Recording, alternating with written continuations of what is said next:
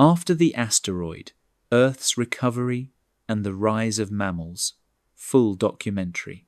When the sky rained fire and darkness swallowed continents, life teetered on the edge of oblivion. 96 million years of rain ended in an instant, leaving a world scarred, silent, and ash-strewn. Yet beneath the devastation, tiny mammals, birds, and resilient plants stirred, probing fragile niches with cautious ingenuity. From the first whispers of sunlight through a pall of dust, ecosystems began their slow, astonishing recovery. This is the story of a planet reborn, of creatures seizing opportunity from catastrophe, and of the rise of mammals that would inherit the Earth. Witness the fragile triumph of life, rising from extinction to reshape the Earth. Ashes of a fallen world. From the instant the asteroid struck, the planet's equilibrium was torn apart.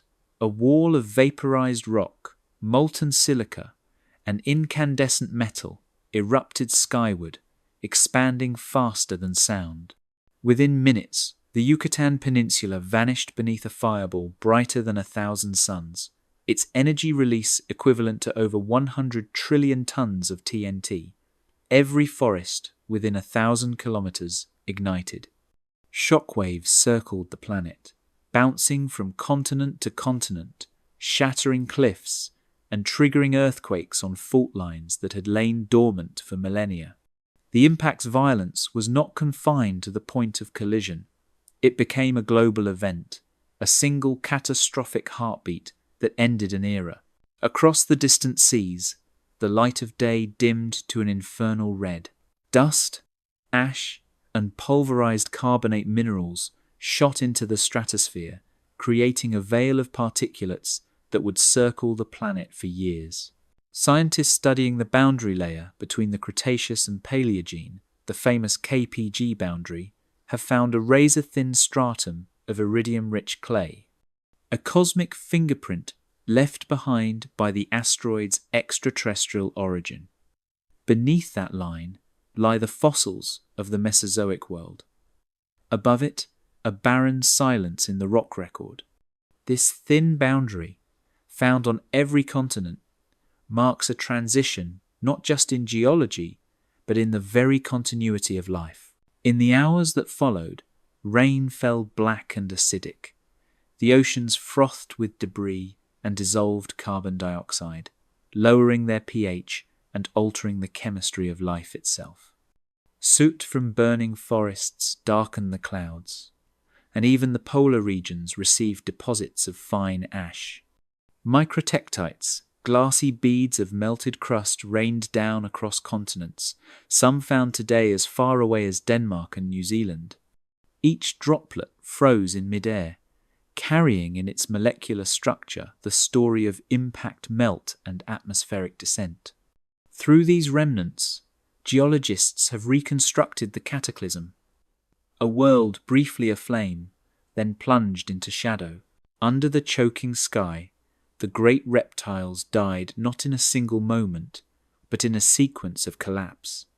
The non-avian dinosaurs, Tyrannosaurus, Triceratops, Ankylosaurus, Hadrosaurus, all fell victim to the chain reaction of famine. With photosynthesis halted, plant life withered, herbivores starved, and carnivores followed. Radiometric dating of impact ejecta reveals that the initial blackout lasted months, perhaps even a full year, without meaningful sunlight. Temperatures dropped by tens of degrees, creating what researchers call an impact winter. For the first time in 180 million years, Earth became a world of scarcity rather than abundance. At the coasts, the marine biosphere suffered equally profound losses. The planktonic foraminifera, microscopic architects of oceanic carbon cycles, nearly vanished, their sudden extinction recorded in layers of chalk and marl across ancient seafloors. Coral reefs bleached and died, ammonites disappeared entirely, and large marine reptiles, such as Mosasaurus and Plesiosaurus, faded from existence. The oceans, long a cradle of diversity, transformed into acidic, dim basins where only the most adaptable microorganisms endured. Each cubic meter of seawater, once teeming with photosynthetic life, became a suspended archive of absence. In the air, the devastation, silence replaced song. The avian survivors, descendants of small, feathered theropods, endured by sheer happenstance and adaptability.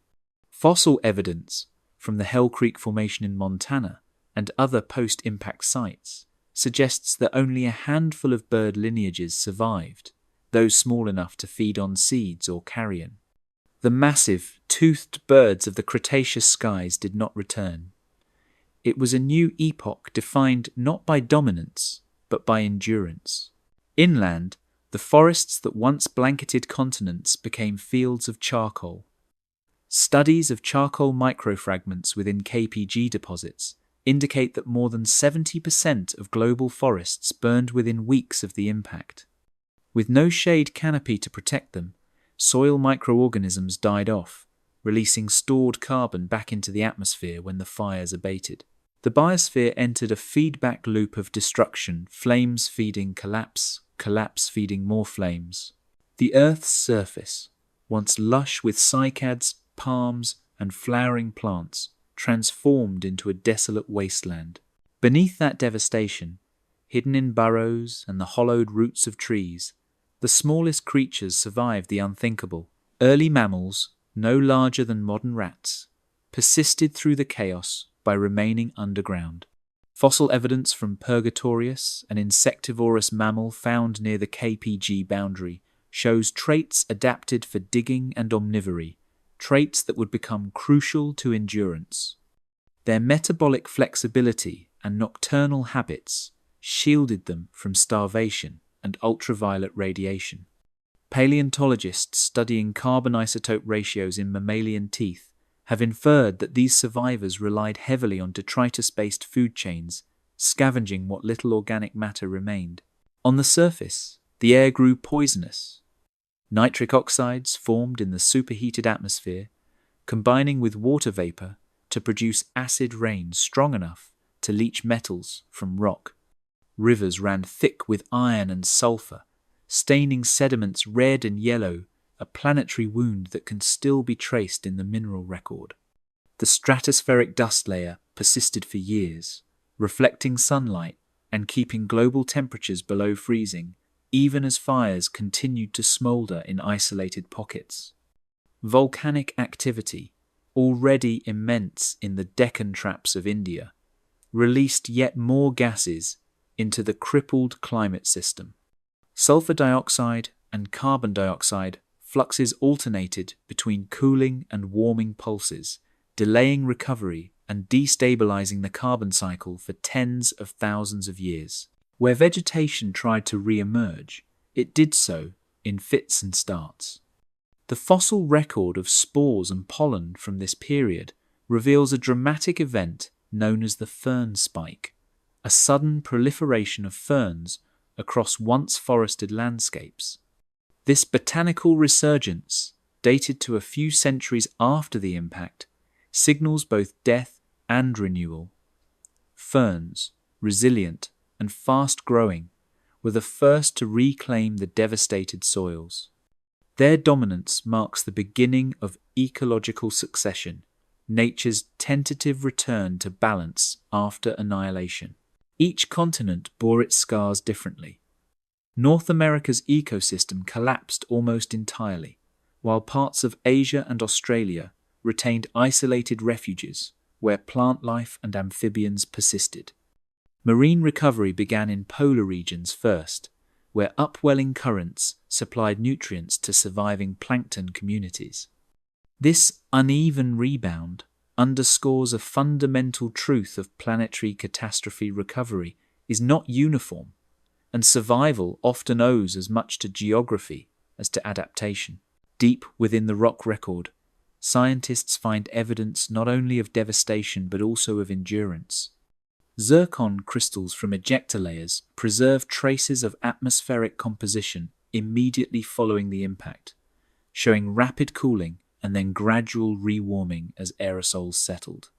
In the Greenland cores and the Gubbio clay of Italy, the same signal repeats, the signature of a biosphere interrupted and then cautiously resuming its pulse. Each layer, each isotopic fluctuation, tells of a planet fighting to reclaim equilibrium. Yet for all its ruin, this was not the end of life, only the end of its most flamboyant chapter. The death of the dinosaurs, though cataclysmic, cleared evolutionary space for what would come next. The very species that endured these apocalyptic years carried within them the traits that would define a new era: warm-blooded metabolism, parental care, adaptability, and intelligence. These survivors, shaped by scarcity and shadow, would become the architects of the Cenozoic, the age of mammals. So the world lay in ruins, but not in silence. Beneath the scorched earth, in burrows, caves, and the hollow bones of trees, life still breathed. The soot may have smothered sunlight, but not the stubborn pulse of existence. From the ashes of a fallen world, something unseen began to stir, fragile, patient, and waiting for the light to return. The dark age of survival. Within the frozen shadow of extinction, life retreats into the margins. The earth lies wrapped in a pool of dust and soot, its sunlight reduced to a dim, coppery haze that barely warms the ground. The global temperature has plunged by more than 15 degrees, locking the planet in a brief but brutal glaciation. Forests stand silent, their leaves burned or buried, and oceans roll beneath skies thick with carbonized ash.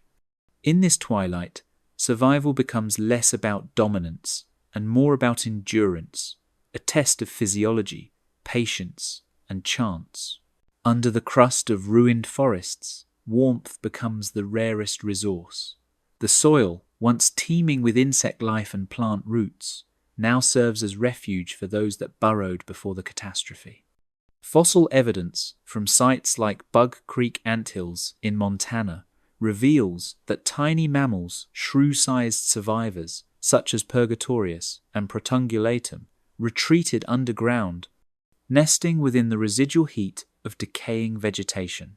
There, amid fungal webs and the scent of damp ash, they scavenged insects, seeds, and carcasses. Their generalized teeth and omnivorous diets became evolutionary armor flexibility, where specialization meant death. Inside these hidden refuges, evolution whispers in miniature. The mammals that once darted in shadows now inherit the night itself, shaping behaviors around scarcity. Genetic studies of modern placentals trace their divergence to this very bottleneck, a time when survival favored adaptability over strength. Each generation became slightly more efficient, slightly more resourceful, each mutation a gamble against the cold. In the silence between disasters, the blueprint of the Cenozoic world was already being written in bone and instinct. Among the survivors, early mammals rise not in triumph, but in secrecy. Mimatuta and Ectoconus, ancestors of future ungulates, move cautiously through fern thickets, their tiny bodies generating heat through constant activity. They forage for detritus and seeds scattered across the barren landscape, guided by smell more than sight. The air still carries a metallic tang from the impact's fallout, but the rhythms of life, heartbeat, breath, motion, persist. These are the architects of tomorrow's ecosystems, though they remain unaware of the empire they will one day inherit. Across the ash-clogged floodplains, crocodilians and turtles endure through ancient instinct. Their cold-blooded metabolisms, once a liability in changing climates, have now become strengths. Champsosaurus, a semi-aquatic reptile with a body shaped for stealth, glides beneath icy water, conserving energy. Its lineage spans from the Cretaceous into the Paleocene, with little change, an evolutionary monument to patience. Crocodiles, too, survive by doing almost nothing at all, lowering their heart rates and waiting for the slow return of warmth. Time, for them, is not a threat but an ally. Below the withered forests and skeletal plains, a hidden empire of fungi and microbes claims dominion. In the years immediately following the impact, before plants could photosynthesize and animals could forage freely, decomposers became the planet's unseen engineers. Fossilized fungal spores discovered in boundary clay layers, especially from sites in New Zealand and North America, reveal explosive fungal blooms that fed on the global litter of death. Mycelial networks spread through decaying wood and carcasses, recycling carbon, nitrogen, and phosphorus into the soil. These microbial assemblages formed the first functioning ecosystems of the Paleocene, transforming mass extinction into the raw material for life's return. Without them, the regrowth of ferns and the survival of early mammals might have been delayed by millennia. In the shallow seas, a ghostly planktonic world begins to rebuild from the brink. Microscopic foraminifera, once decimated by darkness, reappear in reduced, fragile forms. These organisms, no larger than grains of sand, record the planet's healing in their shells, layer by layer. Geochemical studies of marine sediments reveal a sharp carbon isotope anomaly, followed by gradual rebalancing, a signature of photosynthesis cautiously returning. Every molecule of oxygen they release is a spark in the vast darkness, signaling that the biosphere has not surrendered. Along desolate river deltas, the first shoots of green mark nature's fragile persistence. Ferns erupt from the nutrient-rich ash, their spores scattering through the stagnant air. This fern spike, a term coined from paleobotanical records, represents the first global wave of regrowth after the impact. The site would have been haunting endless plains of low, bright green amid the grey ruins of forests. With ferns come insects, beetles, ants, and primitive pollinators that repopulate the soil, reawakening the circuits of decomposition and renewal. Life is reclaiming the carbon it lost, molecule by molecule. Through the long night of the Paleocene dawn, temperatures hover near freezing. Glaciers creep along mountain valleys, while rainstorms wash soot into rivers, forming thick, dark clays that would one day fossilize the memory of catastrophe. In these layers, scientists find spores, pollen, and charcoal fragments that tell of an ecosystem caught between death and rebirth. The air's carbon dioxide levels, initially spiked by wildfires, begin to fall as the ferns and early angiosperms absorb it again. The planet breathes shallowly, irregularly, but alive. From burrow to canopy, life reorganizes itself around scarcity, not abundance. Insectivores dominate over herbivores, scavengers over predators. Food webs shrink into simplified loops. Fungus feeds on decay, small animals feed on fungus, and larger ones on the small. Each interaction is intimate, constrained, and necessary. Modern ecological modelling suggests that these minimal networks may have persisted for hundreds of thousands of years, stabilizing ecosystems before diversification could resume. It was, in essence, a planetary reset evolution stripped to its quietest form. When the soot finally thins from the sky, sunlight filters through like revelation, hesitant, fractured, but unstoppable. The world that emerges is not yet lush, but it is awake. Plants stretch toward the dim light, animals stir from burrows, and the oceans shimmer faintly with renewed planktonic blooms. The long winter wanes, and with it, the terror of stillness. For the first time since the impact, the horizon glows with warmth. The earth, scarred and humbled, stands at the edge of renewal, a survivor learning how to live again. The return of light. When the first rays penetrate the thinning haze, the world exhales in green whispers. For months, darkness had held the earth in a muted grip, choking photosynthesis and silencing forests. Now, sunlight fractures through the lingering dust, casting golden streaks across scorched plains. Temperatures begin a cautious climb, still cool, but enough to awaken the sluggish rhythms of metabolism in creatures long confined to burrows and hidden refuges.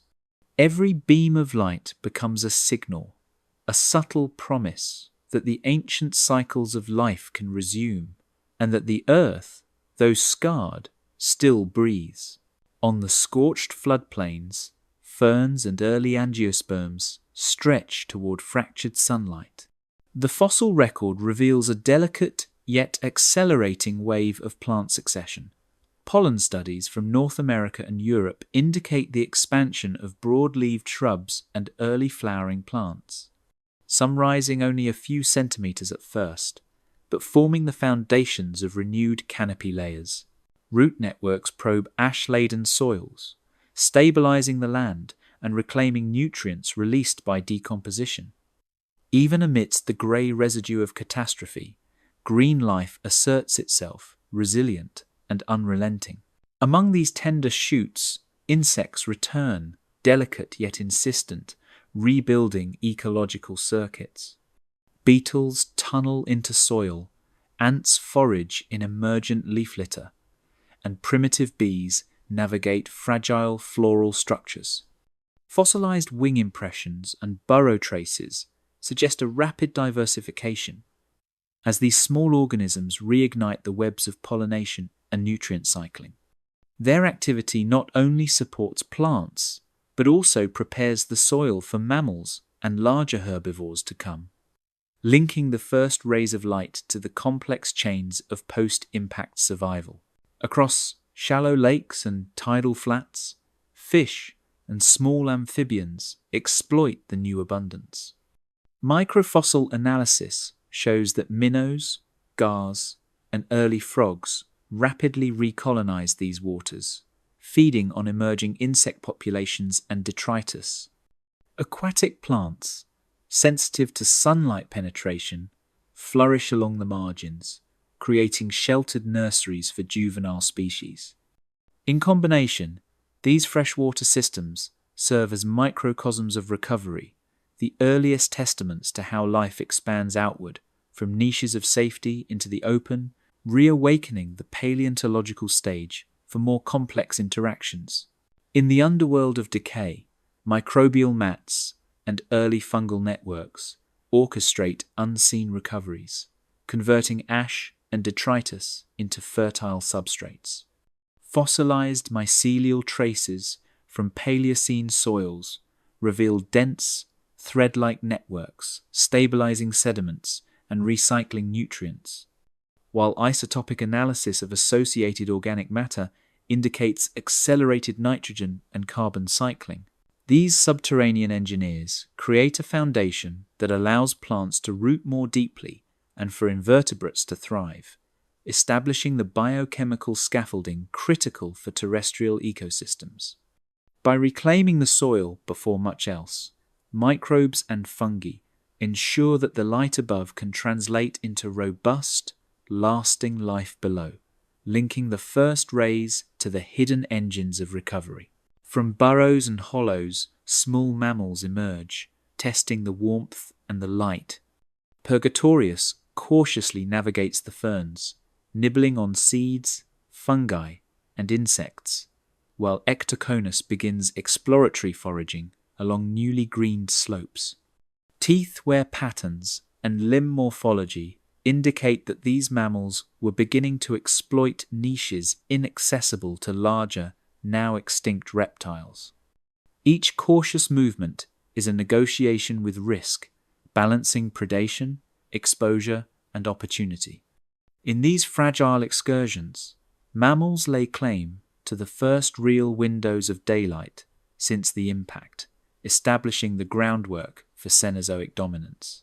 In the air, early birds navigate the open skies, tracing paths of survival and adaptation.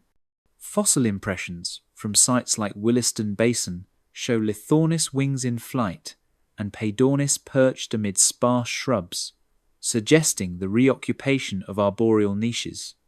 Their diet includes seeds and insects, newly abundant in recovering landscapes. Even at modest sizes, these birds exert outsized influence on dispersal and pollination, hinting at the ecological complexity slowly returning to the planet. Flight becomes both freedom and strategy, allowing life to exploit daylight in a world still shadowed by catastrophe. Along riverbanks, the interplay of shade and sun creates niches where life diversifies. Mosses cling to wet stones, ferns carpet low terraces, and tiny mammals burrow beneath roots. Fossil evidence shows the first Paleocene herbivores grazing on green shoots, while predatory insects and early reptiles patrol the margins. This patchwork of microhabitats reflects a planet reassembling itself from fragmentation. Soil microbes, fungal mats, and plant detritus interact with vertebrates and invertebrates, forming delicate, provisional ecosystems.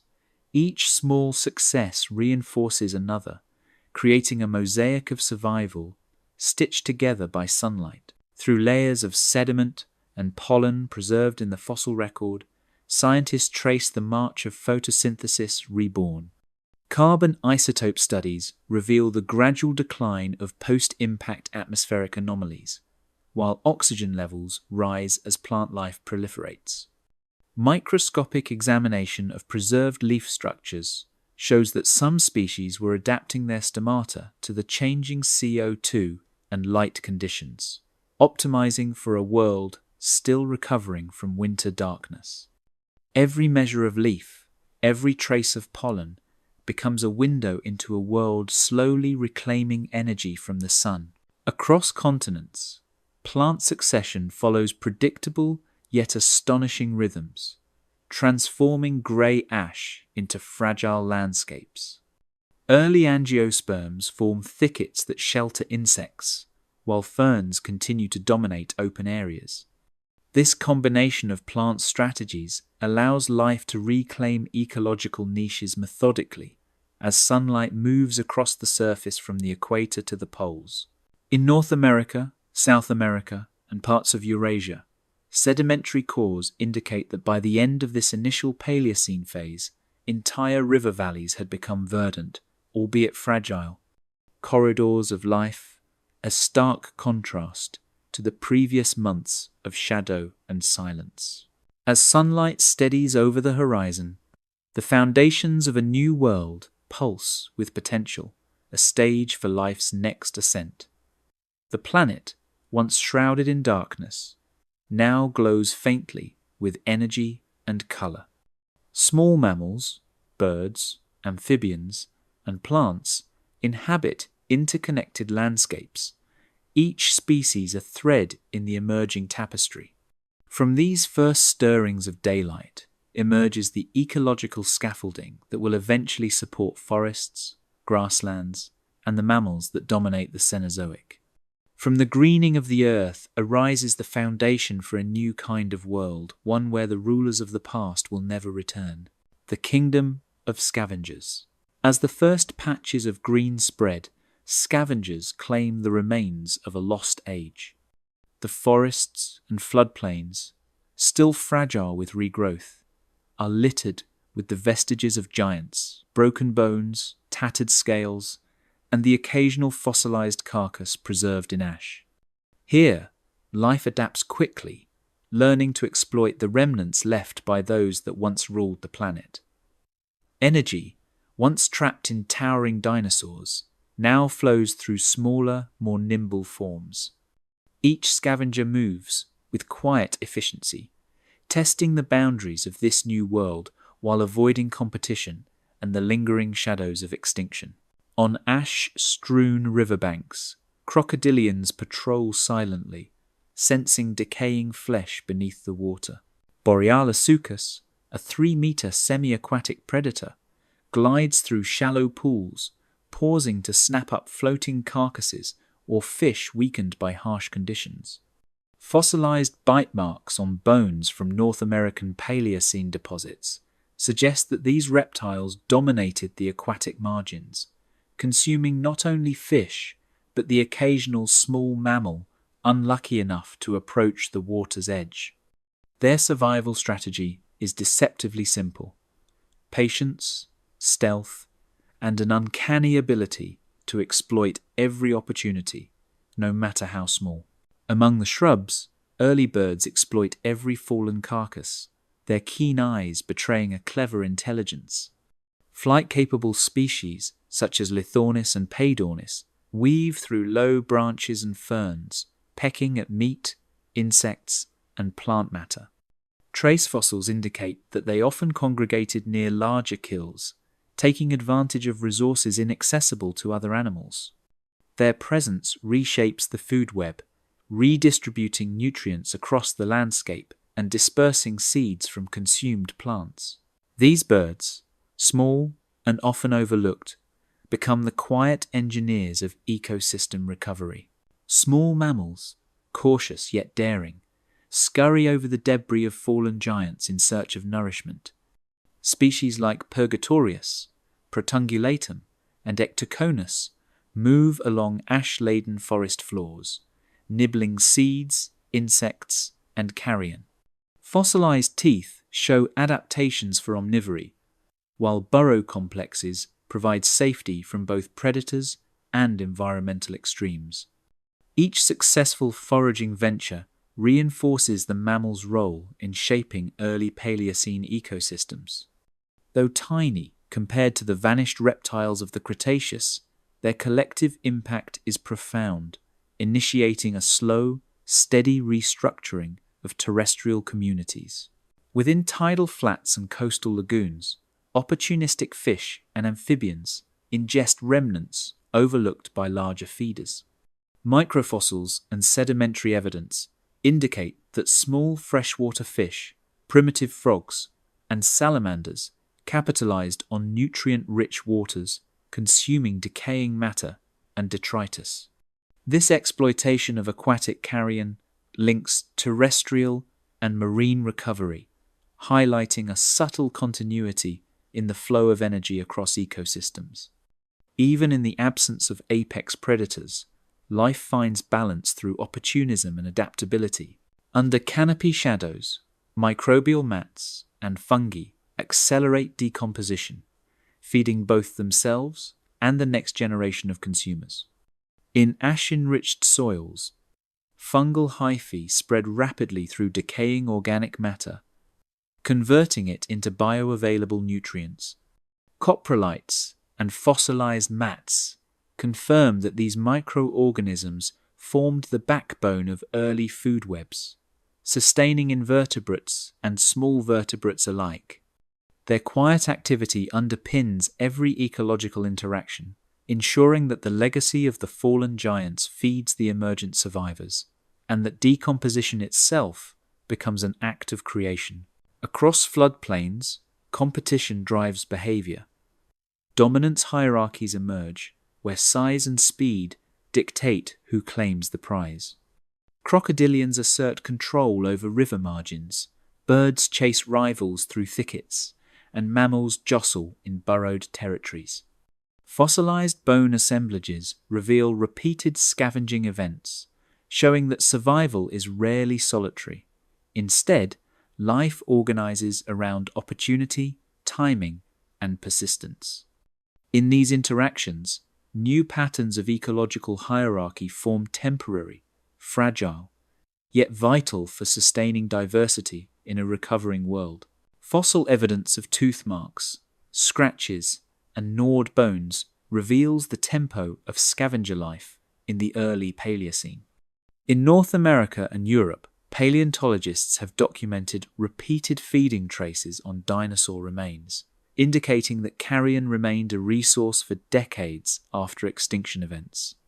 Each mark tells a story of interaction: a bird, a mammal, a crocodilian, competing for the same sustenance. These traces are not only evidence of survival, but a map of ecological succession, illustrating how life adapts, exploits, and perseveres in the aftermath of catastrophe. Through these interactions, ecosystems reorganize, forming the scaffolding for renewed trophic complexity. The detritivore networks, omnivorous mammals, and opportunistic birds collectively stabilize the post-impact landscapes. Plants take advantage of nutrient redistribution, ferns proliferate in open spaces, and insects multiply alongside their vertebrate scavengers. This patchwork of niches and interactions lays the groundwork for more sophisticated food webs, ultimately enabling larger herbivores, predators, and eventually the radiation of mammals across continents. From this chaos of competition, new evolutionary branches begin to sprout silent revolutions within the shadows. The absence of dinosaurs opens pathways for innovation. Mammals explore diurnal activity, birds refine flight, and crocodilians maintain dominance in aquatic corridors. Each species becomes both student and architect, learning to exploit new niches and reshape the environment around them. In the quiet, opportunistic struggle of scavengers, the seeds of the Cenozoic world are sown, preparing a stage where the survivors of darkness will rise into prominence and craft a future entirely unlike the past. The mammalian dawn, through the skeletal remains of the land, from the remnants of scavenged lands, mammals venture into daylight, bold and untested.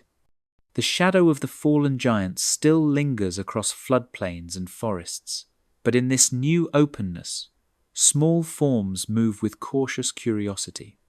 Each step is both exploration and experiment, a negotiation between risk and opportunity.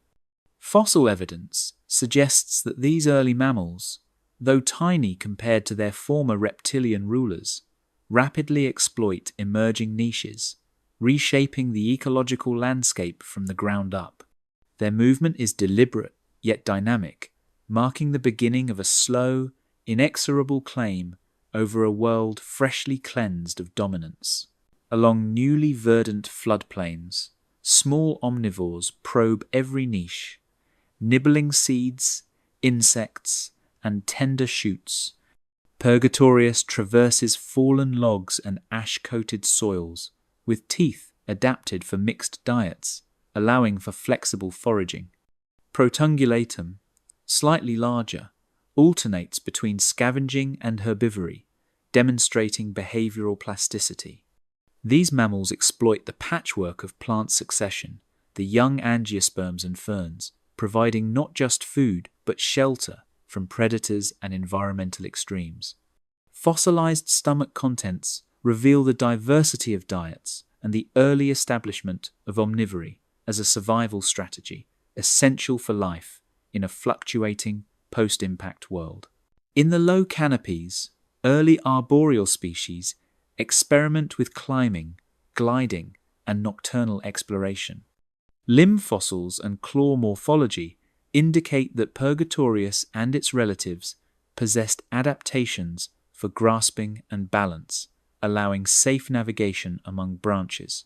Trace fossils suggest nocturnal activity patterns, minimizing exposure to predators while exploiting previously untapped arboreal niches. This vertical dimension adds complexity to the recovering ecosystems, creating stratified habitats where mammals can diversify without immediate competition from ground-dwelling scavengers. Within the newly sprouting forest, beneath the regenerating canopies, insect-mammal interactions drive unseen ecological revolutions. As forests expand, early mammals begin to influence insect populations through predation and seed dispersal. Fossilized coprolites and stomach contents from Paleocene sites indicate that species like Purgatorius consumed large quantities of beetles, larvae, and other arthropods, indirectly shaping plant regeneration by controlling herbivorous insect populations.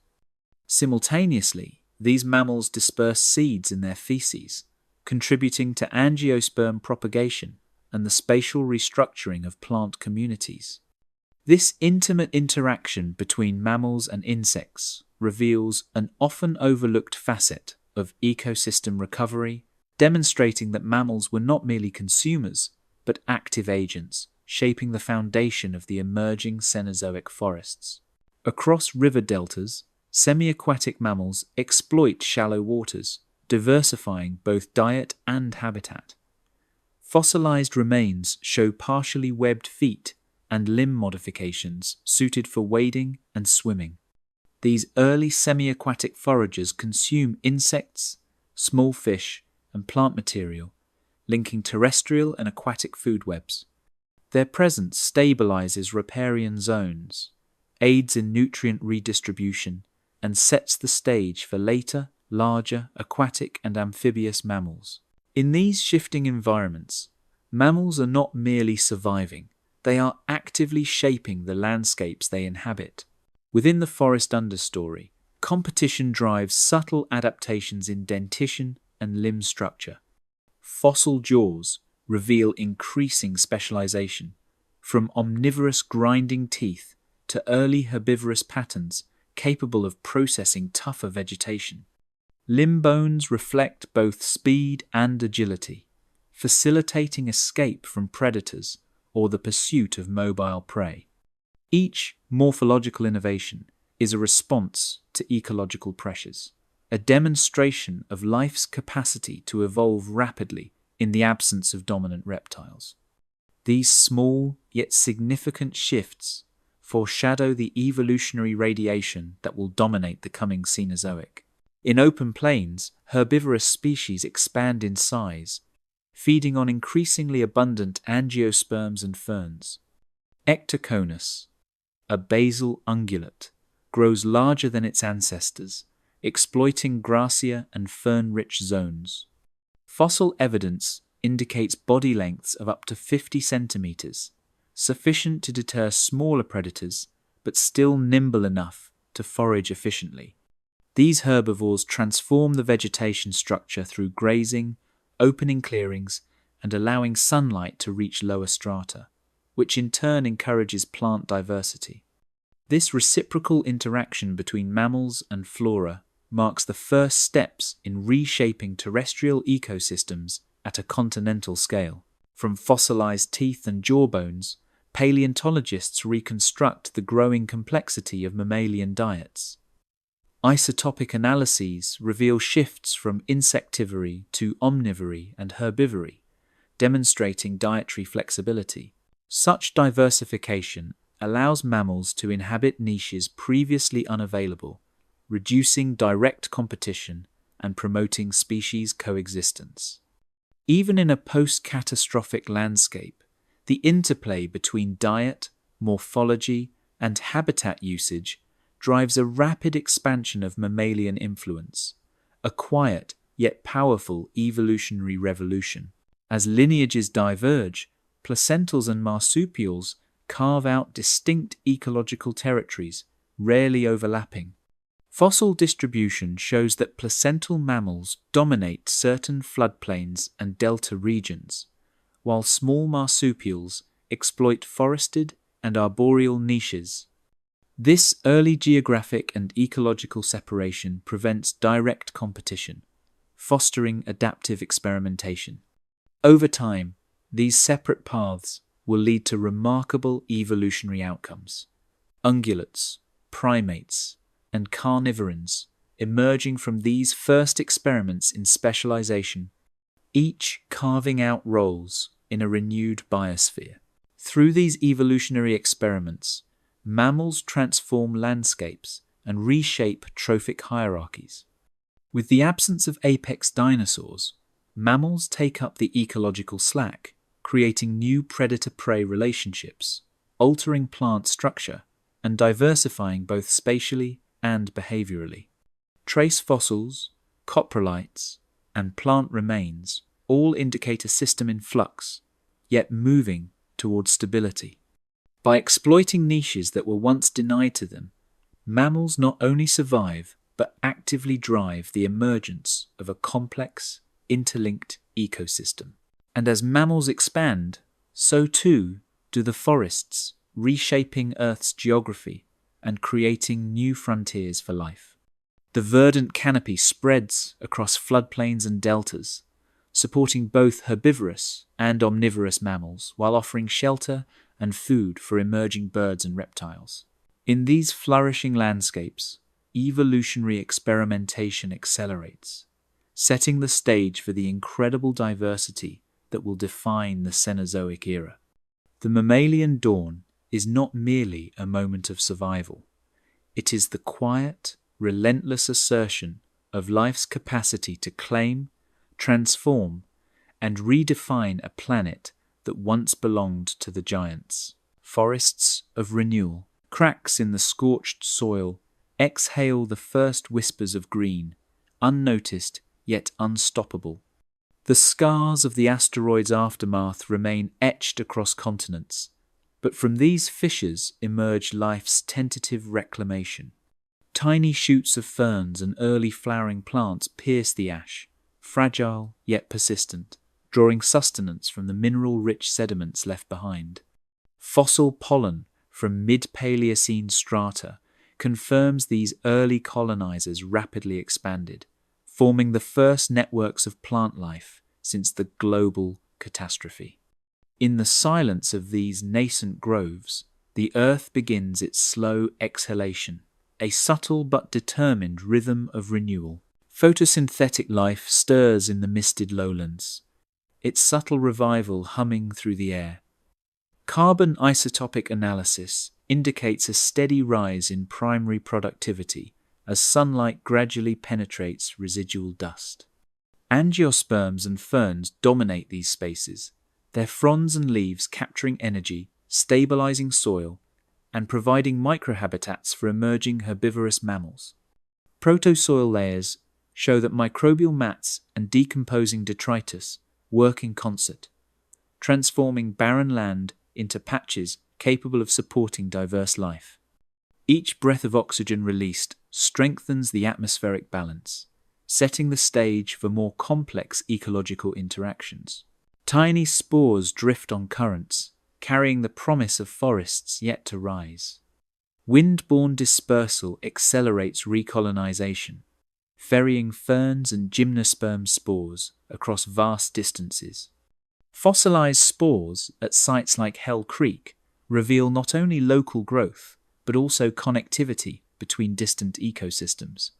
Such dispersal ensures genetic variability, allowing plants to adapt to post-impact climates characterized by fluctuating temperatures and intermittent sunlight. The spore's journey is both silent and transformative, a microscopic herald of the macroscopic revival that follows.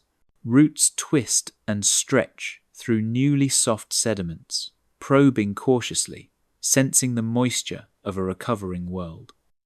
Root systems penetrate compacted ash layers, loosening soil and facilitating water retention.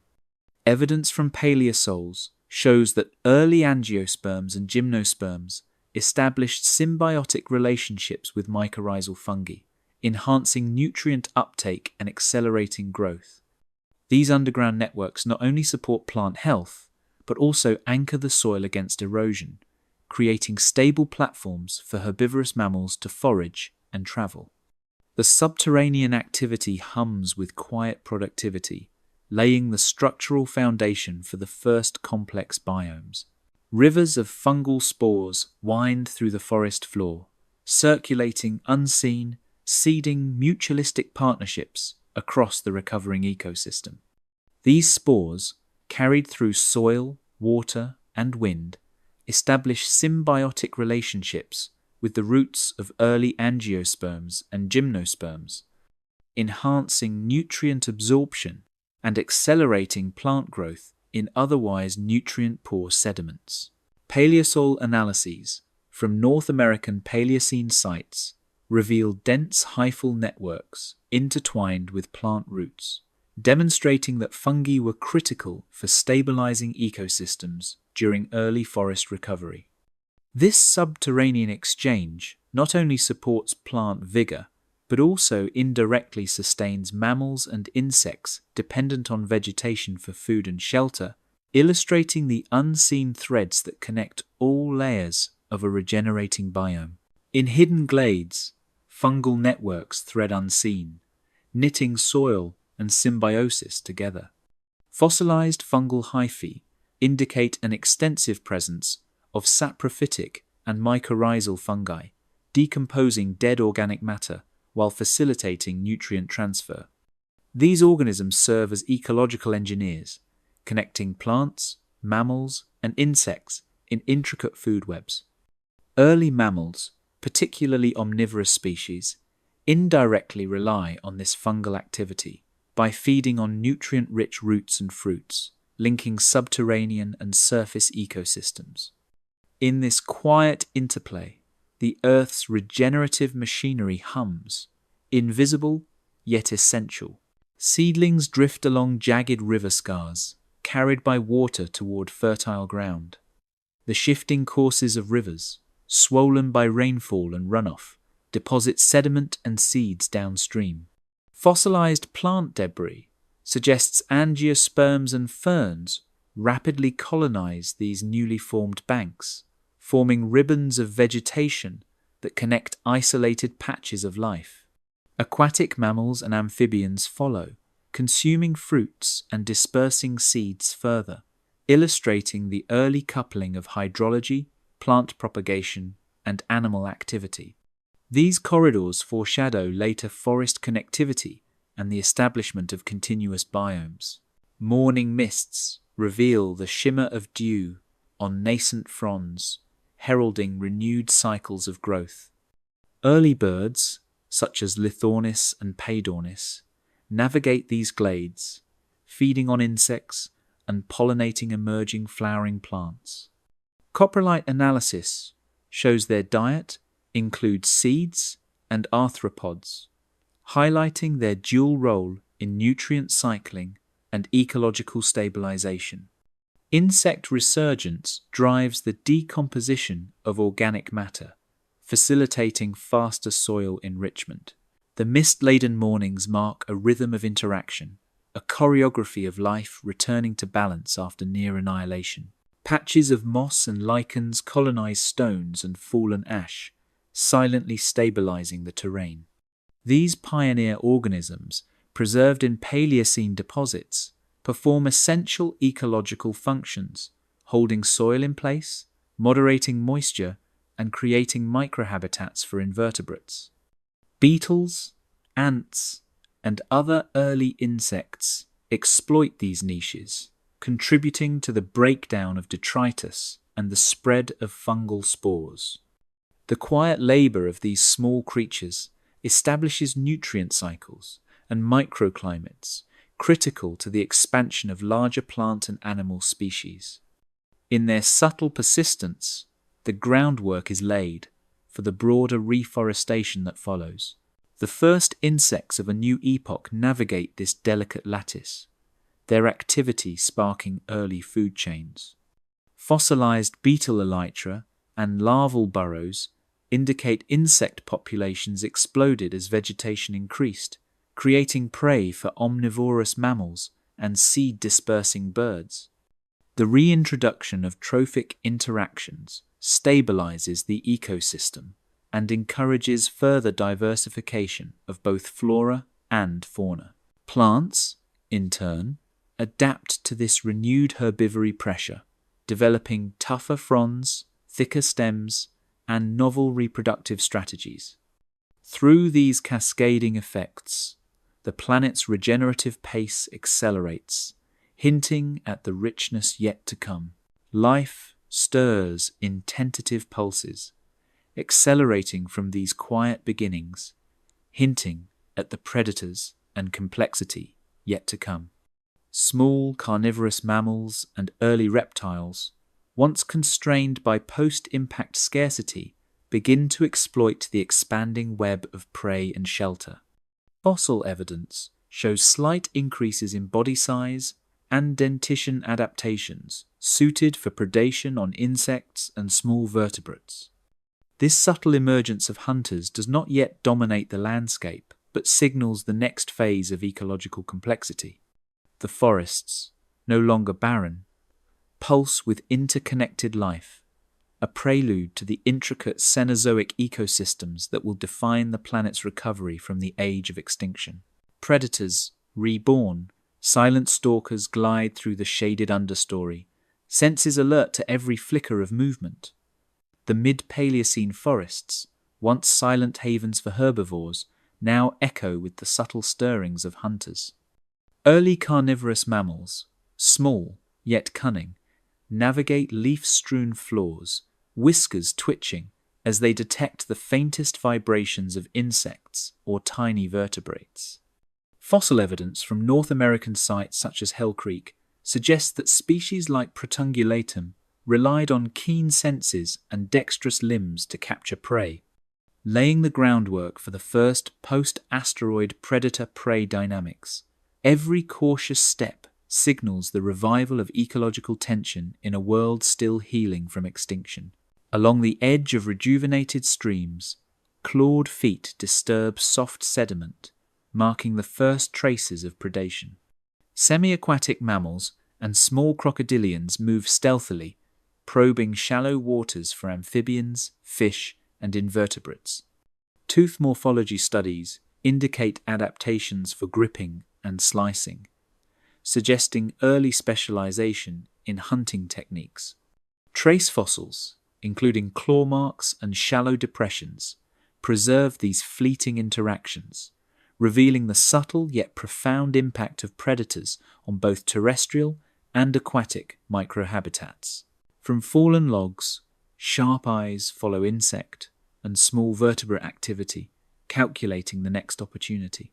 Predatory birds such as Lithornis soar above the recovering canopy, using vision honed for low-light hunting. Fossilized limb and claw structures imply grasping and perching capabilities that allowed them to ambush prey from above, effectively linking vertical forest strata into an integrated food web. Their presence also pressures herbivorous mammals to adopt stealth and nocturnal habits, illustrating the early emergence of behavioral complexity in response to predation. In burrows abandoned by herbivores, carnivorous mammals lie in wait, conserving energy for sudden strikes. Fossilized burrows and skeletal remains indicate that species like Purgatorius and Protungulatum exploited pre-existing structures for safety and ambush. Coprolite analyses suggest these mammals consumed a combination of insects, small vertebrates, and carrion, highlighting a flexible diet that maximized survival during this precarious recovery phase. These strategies reflect the adaptive intelligence of post-extinction predators, capable of responding to scarcity with innovation. Amid the undergrowth, scent trails and vibrations chart unseen highways, guiding predators to opportunity. Early carnivorous mammals and predatory birds rely on acute olfactory and tactile senses to detect prey in dense foliage and dim light, a necessity in a world recovering from catastrophic darkness. Fossil evidence, including well-preserved skulls and inner ear structures, suggests enhanced olfactory bulbs and labyrinthine cochleae, indicative of keen smell and balance for stalking or ambushing. These sensory adaptations allow predators to hunt efficiently while avoiding larger threats, and demonstrate how ecological pressures can drive rapid evolutionary innovation. By mapping the environment through smell, touch, and hearing, these hunters establish the first complex interactions that link spatial awareness, predation strategy, and ecosystem function. Wings slice the early morning air as predatory birds scout the emerging canopy for food below. Their flight paths trace invisible lines across the mid-Paleocene forests, connecting predator, prey, and emerging flora in a delicate web. Studies of fossilized feather impressions and bone structure reveal aerodynamic adaptations for swift, silent movement, critical for hunting in a densely vegetated environment.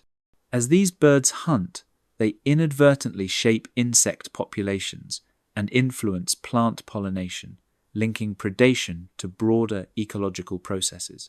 Fossilized tooth marks on bones reveal a growing hierarchy, where scavenging and hunting overlap. Small mammals and crocodilians frequently exploit carcasses left by one another, creating a proto-scavenger system.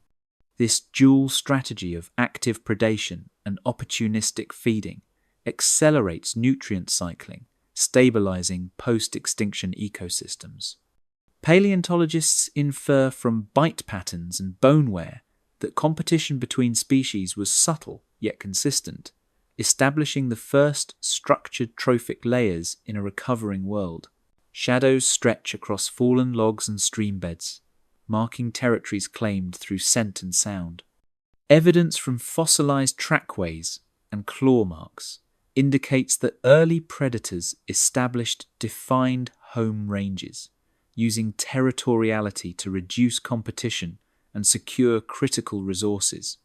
Some small mammals likely marked burrow entrances with secretions, while predatory birds may have defended prime hunting perches. These behaviors suggest an early emergence of social complexity in predator species, where spatial awareness and communication were as important as physical prowess. Such patterns allowed multiple predator species to coexist in overlapping forests and wetlands, shaping the structure of post-extinction food webs and influencing the behavior of herbivores and scavengers alike. Across shrinking wetlands, small crocodilians exploit fish, amphibians, and invertebrates, asserting aquatic dominance.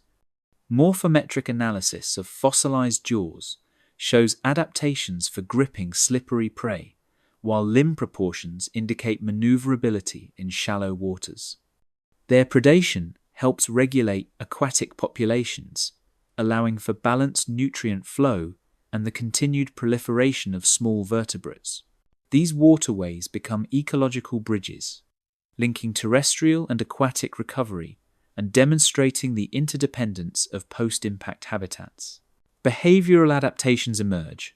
Nocturnality, cooperative foraging, and ambush strategies indicate early intelligence. Fossil evidence suggests shifts in activity patterns, with small mammals increasingly exploiting nighttime hours to avoid both predation and competition.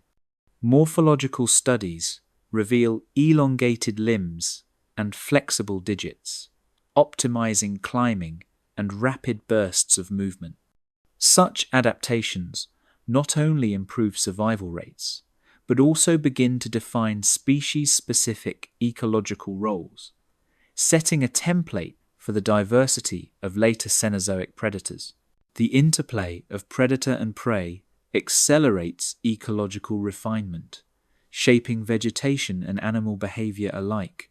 Herbivorous mammals adjust foraging patterns to avoid predators, while birds and insects respond to changing pressures from both. Fossilized tracks indicate avoidance behaviors and strategic movement, illustrating that ecosystems are now guided as much by behavior as by physical growth. This dynamic feedback loop signals the start of modern ecological networks, where predator presence is inseparable from ecosystem structure. Through this delicate dance of fear and pursuit, the groundwork for modern ecological networks quietly takes form. Small, intelligent predators have replaced giants, introducing agility, cunning, and strategy as defining traits of survival. The forests pulse with activity, prey, and predator entwined in subtle cycles of life and death.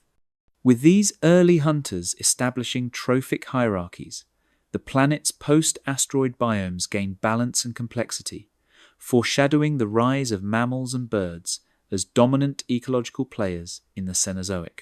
The age of climate fire. Scorched air drifts across expanding floodplains, carrying the scent of charred undergrowth and renewal.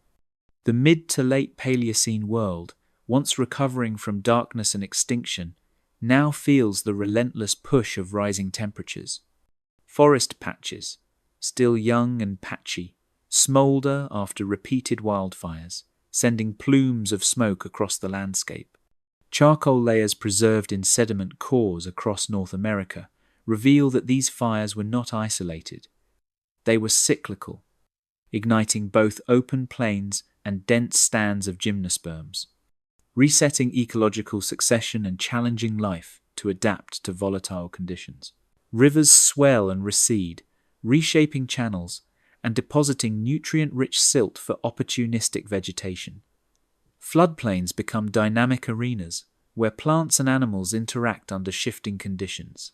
Ferns, angiosperms, and gymnosperms colonize freshly deposited sediments, taking advantage of nutrient surges caused by ash and organic debris. Fossilized roots and pollen grains indicate that these pioneering species established themselves within decades, demonstrating the remarkable speed at which life responded to repeated disturbance. Ferns and pioneer angiosperms push through ash-laden soils, their growth accelerated by elevated CO2 levels. Isotopic analyses suggest carbon concentrations during this period were 20–30% higher than in the mid-Paleocene, creating a greenhouse effect that favored fast-growing vegetation. These plants form dense mats in riverine corridors and lowlands, providing both shelter and sustenance for herbivorous mammals. Their proliferation reshapes the landscape, subtly altering microclimates and creating niches that small predators and omnivores exploit. Ash-laden winds carry microscopic spores across vast distances, seeding life in burned and barren terrains. These airborne spores, largely from ferns, fungi, and early angiosperms, play a critical role in post-fire ecological succession, allowing plant communities to recolonize landscapes rapidly. Fossilized spore assemblages in sediment layers from North American Paleocene sites reveal that dispersal could span hundreds of kilometers, connecting isolated forest patches and floodplains. Fungi form symbiotic relationships with emerging plants, aiding nutrient uptake in nutrient-depleted soils, while certain spore types indicate the first signs of fire-adapted ecosystems. This hidden network of spores and fungi not only accelerates recovery after wildfire events, but also stabilizes soils and provides early food resources for small herbivores, linking microscopic resilience directly to macroscopic survival. Small mammals burrow deeper, seeking thermal refuge and shelter from sudden flames and heat waves. Fossils of Purgatorius, Protungulatum, and early ungulates reveal skeletal adaptations for digging and climbing, indicating that subterranean and arboreal refuges were critical for survival. By burrowing, these mammals avoid lethal surface temperatures, conserve moisture, and maintain access to food sources that would otherwise be lost in the scorched terrain. Behavioral evidence, inferred from trackways and fossilized burrows, suggests that these species timed activity cycles to the cooler hours of dawn and dusk, adjusting to the harsh rhythms of a warming world. Predatory birds adjust flight patterns to hunt within smoky, shifting landscapes, relying on speed and perception. Species such as Lithornis and Paedornis exploit gaps in the recovering forest canopy, diving and gliding through haze to catch insects and small vertebrates.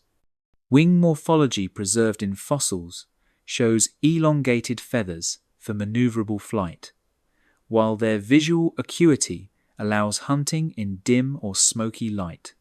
These avian predators not only regulate prey populations, but also influence mammal behavior, nudging herbivores towards safer zones and driving early evolutionary responses to predation under extreme environmental stress.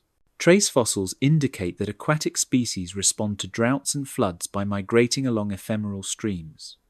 Small crocodilians, amphibians, and freshwater fish navigate a landscape of temporary waterways, exploiting pools left behind by receding floodwaters. Morphological adaptations, such as flexible limbs and elongate bodies, suggest that mobility and versatility were essential for survival. Fossilized fish scales and amphibian bones concentrated in these channels reveal how water availability dictated both predator-prey interactions and population densities in these fragile ecosystems. Charcoal layers in sediment cores record successive fire events, providing timelines for evolutionary pressures. Paleontologists use these stratified deposits to reconstruct intervals of heat, drought, and regrowth, revealing how repeated crises shaped species adaptation. For mammals, recurrent fires favored generalized diets, nocturnal habits, and flexible locomotion. Plants, by contrast, developed fire-tolerant traits, such as resprouting roots, thickened bark, and rapid reproductive cycles, demonstrating early ecological feedback loops between biota and environmental stress. Herbivorous mammals diversify their diets, exploiting tough, nutrient-sparse vegetation to survive recurring ecological stress. Species such as early ungulates and multituberculates expand dietary breadth, consuming woody stems, seeds, and insects when soft foliage is scarce. Dental morphology and wear patterns in fossils indicate progressive adaptation to abrasive and fibrous diets. These dietary shifts not only sustain populations but also influence seed dispersal, plant community composition, and forest regeneration, linking mammalian evolution directly to climatic and fire-driven pressures. Soil microbial communities flourish in cycles of ash and rainfall, driving nutrient recycling critical for plant resurgence. Mycorrhizal fungi, bacteria, and detritivores thrive in the wake of destruction, decomposing charred organic matter and releasing nutrients back into the substrate. Fossilized microbial mats and isotopic carbon data provide evidence that microbial activity buffered ecosystems against extreme nutrient loss, supporting both flora and fauna. These microscopic players form the hidden backbone of recovery, demonstrating that resilience in the Anthropocene's distant past often began at the smallest scale. From the crucible of heat and fire emerges a more adaptable biosphere, ready to capitalize on every opportunity offered by a warming world. The interplay of temperature, precipitation, and fire drives evolutionary innovation. Mammals become more agile, birds refine hunting strategies, and plants develop resilience to repeated disturbance. This fiery crucible selects for life that can bend but not break, setting the stage for the subsequent radiation of mammals and the eventual emergence of more complex ecological networks. As ecosystems stabilize and recovery accelerates, the survivors of the Paleocene stand poised for the next wave of evolutionary expansion, prepared to exploit niches forged in fire and shaped by climate. Masters of the canopy, sunlight pierces the dense foliage, illuminating a world of branches and suspended leaves. After the fiery turmoil of the Paleocene, Earth's forests expanded into lush, vertically stratified landscapes, offering new dimensions for survival. Early Eocene climates, warmer and more humid than their predecessors, fostered dense arboreal growth, where light filters in patches and shadows dance among twisting branches. Fossil pollen records and sediment cores indicate that emergent angiosperms dominate, while lianas, epiphytes, and ferns fill every niche, creating a three-dimensional mosaic teeming with life. In this stratified environment, life moves upward, adapting to the challenges of gravity, predation, and competition, while redefining the possibilities of locomotion and perception. On slender twigs, the first grasping hands test stability, measuring every sway and snap. Early primates, like Tehardina and Cantius, navigate branches with delicate precision, using opposable digits and flexible limbs to maintain balance. Their skeletal adaptations, preserved in fossils from North America and Europe, reveal elongated fingers, grasping feet, and tails capable of aiding in balance. Every leap, scramble, or cautious reach is a calculated negotiation with the canopy, where the stakes are high and missteps can mean fatal falls. These arboreal pioneers demonstrate how anatomy evolves hand in hand with environment, allowing mammals to exploit niches invisible to ground-bound species. Beneath the dappled canopy, insects and nectar-rich blooms create a bustling network of food and competition. Early primates rely on these small but abundant resources to sustain their energetic demands. Beetles, ants, and moth larvae feed on leaves and pollen, while birds such as Lithornis forage among flowers and branches, controlling insect populations and contributing to pollination. Fossilized gut contents and coprolites provide evidence of this delicate trophic balance, showing a web of interdependencies where plant, insect, bird, and mammal intertwine. The forest is alive with subtle interactions, invisible to the casual observer but crucial to survival and evolutionary innovation. Early primates leap and scramble, their skeletal adaptations revealing the first signs of stereoscopic vision. Binocular eyesight allows accurate judgment of distance, essential for moving among precarious branches and avoiding predators. Eye socket morphology in fossils indicates enlarged orbits and forward-facing eyes, traits that support depth perception and nocturnal activity in shaded understories. These sensory developments facilitate not only safe navigation but also efficient foraging for fruits, seeds, and insects, revealing the intimate connection between morphology, behavior, and ecological opportunity. Among the vines and lianas, small gliding mammals test the limits of aerial locomotion.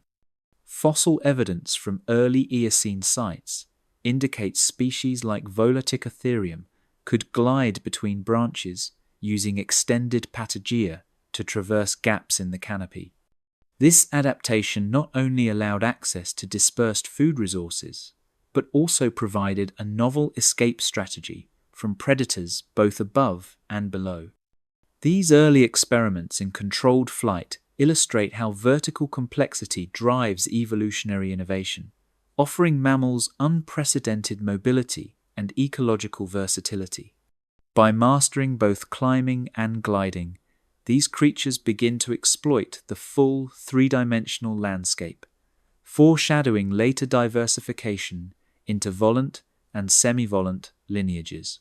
Epiphytes cling to trunks and branches, capturing moisture and creating microhabitats for tiny vertebrates. These living platforms host frogs, lizards, insects, and small mammals, offering both shelter and food. The proliferation of epiphytes is reflected in fossil leaf assemblages and soil cores, showing early complex vertical stratification.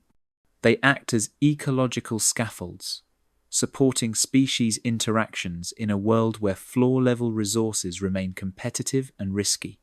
Life in the canopy is as much about microhabitat utilization as it is about movement, demonstrating how vertical space drives specialization. Predatory birds navigate the vertical labyrinth, scanning from above while avoiding agile mammalian prey.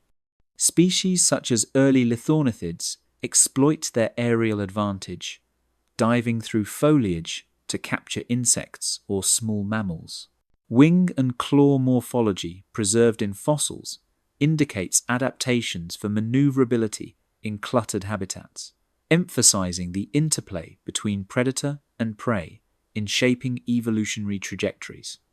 Arboreal mammals respond by becoming more agile, refining leaps and grips to survive, illustrating a silent arms race in three-dimensional space.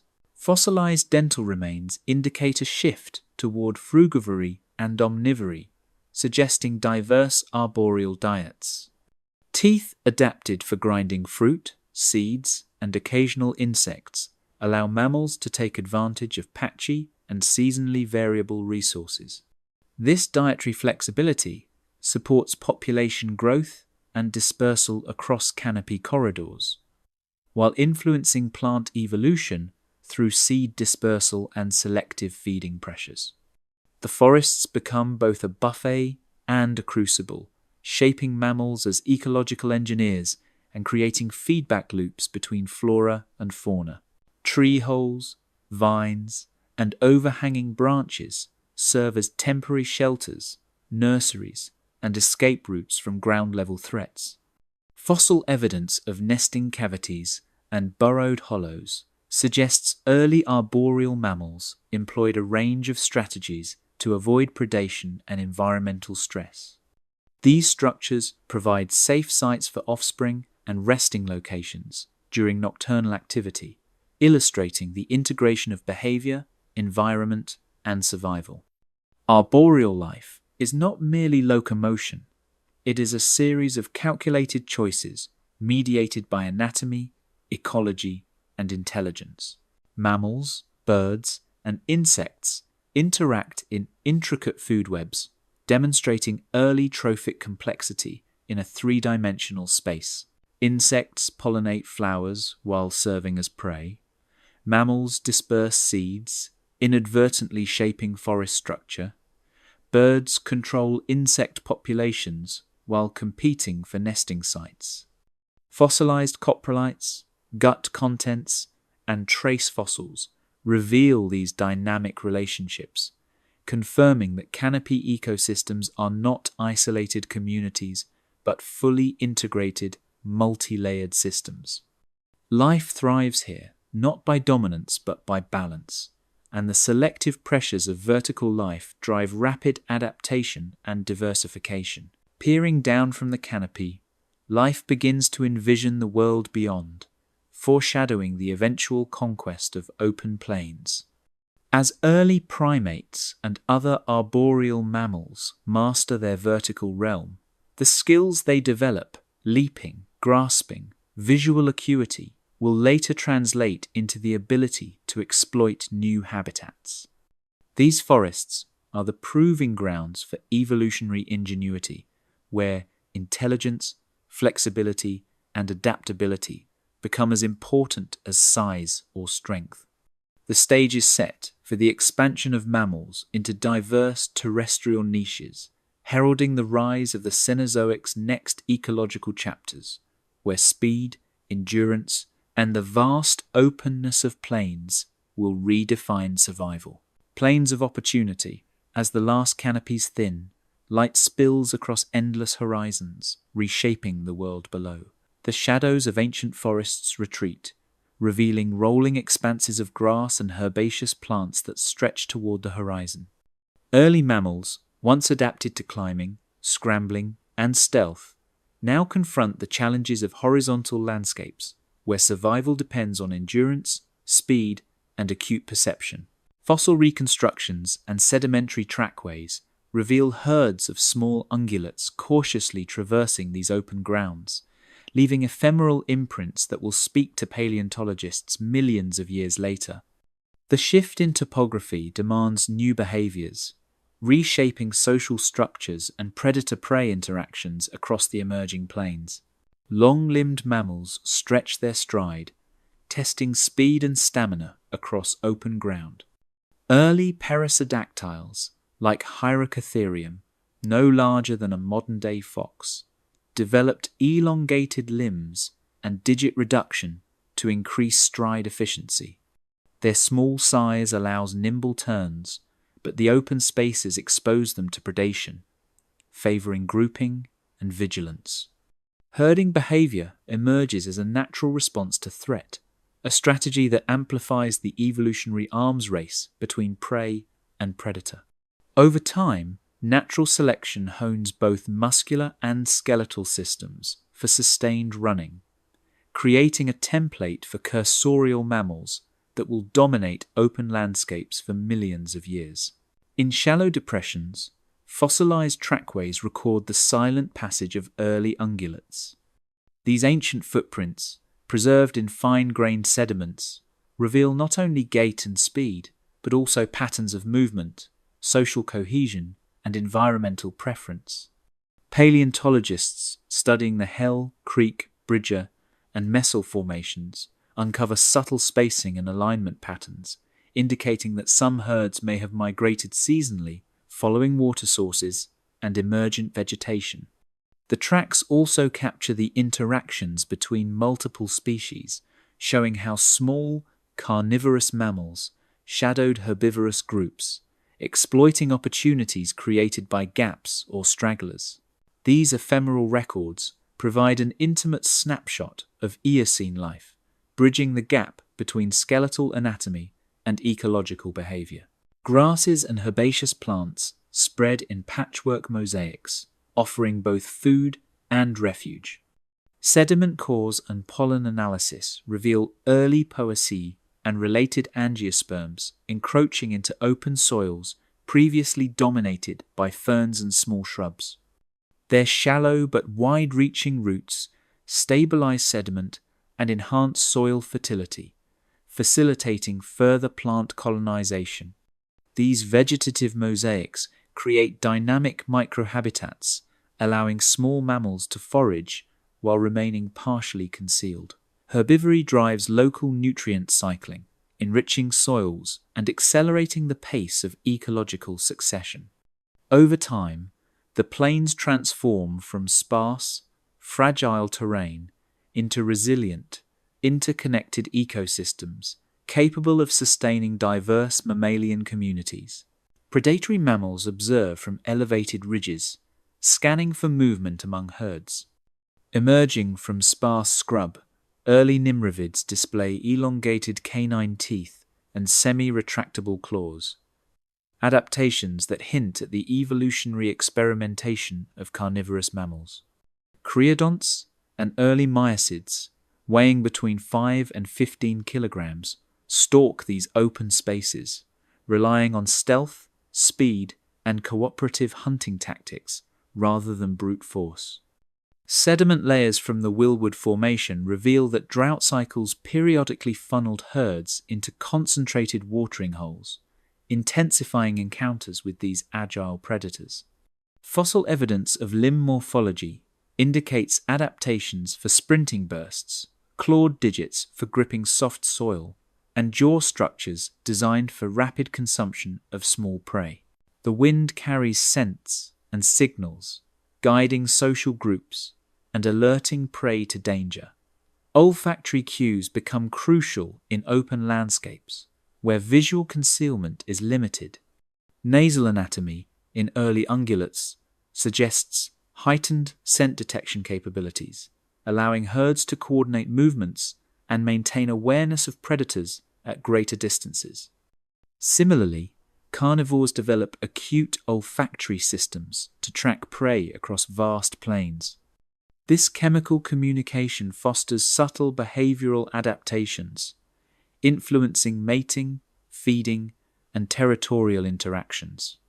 Even subtle environmental fluctuations like dust storms or seasonal winds affect predator-prey dynamics, showing how open habitats amplify both opportunity and risk.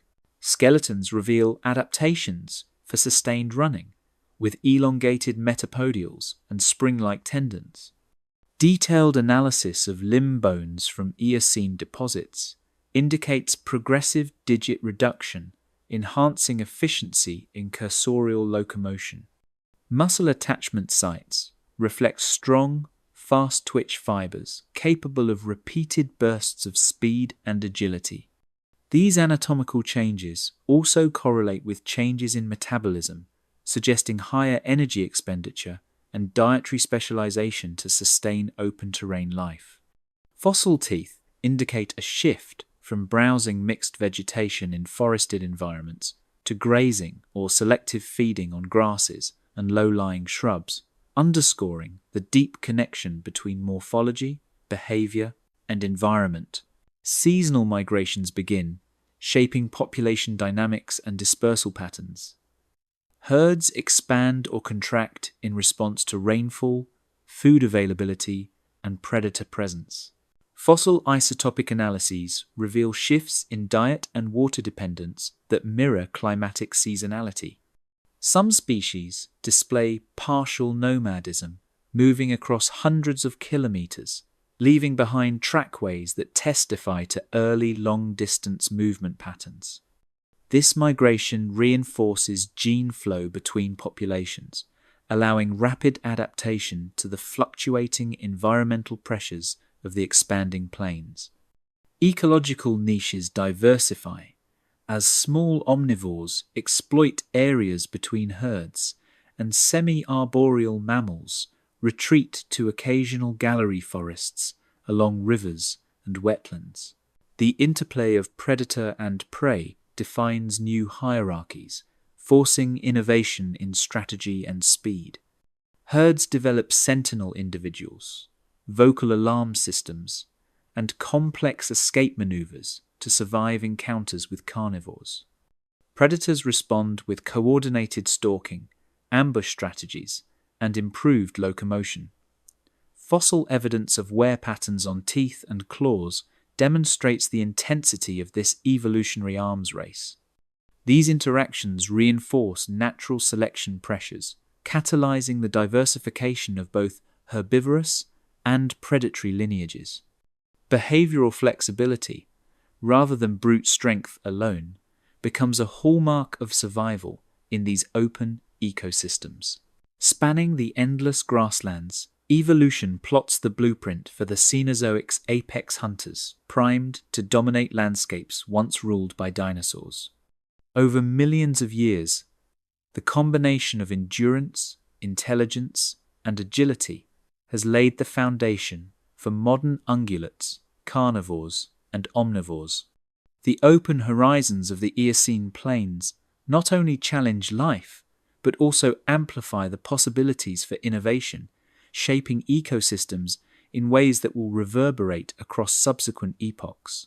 These plains, born from retreating forests and expanding sunlight, become crucibles of adaptation, setting the stage for the rise of apex predators, the next chapter in Earth's unfolding story.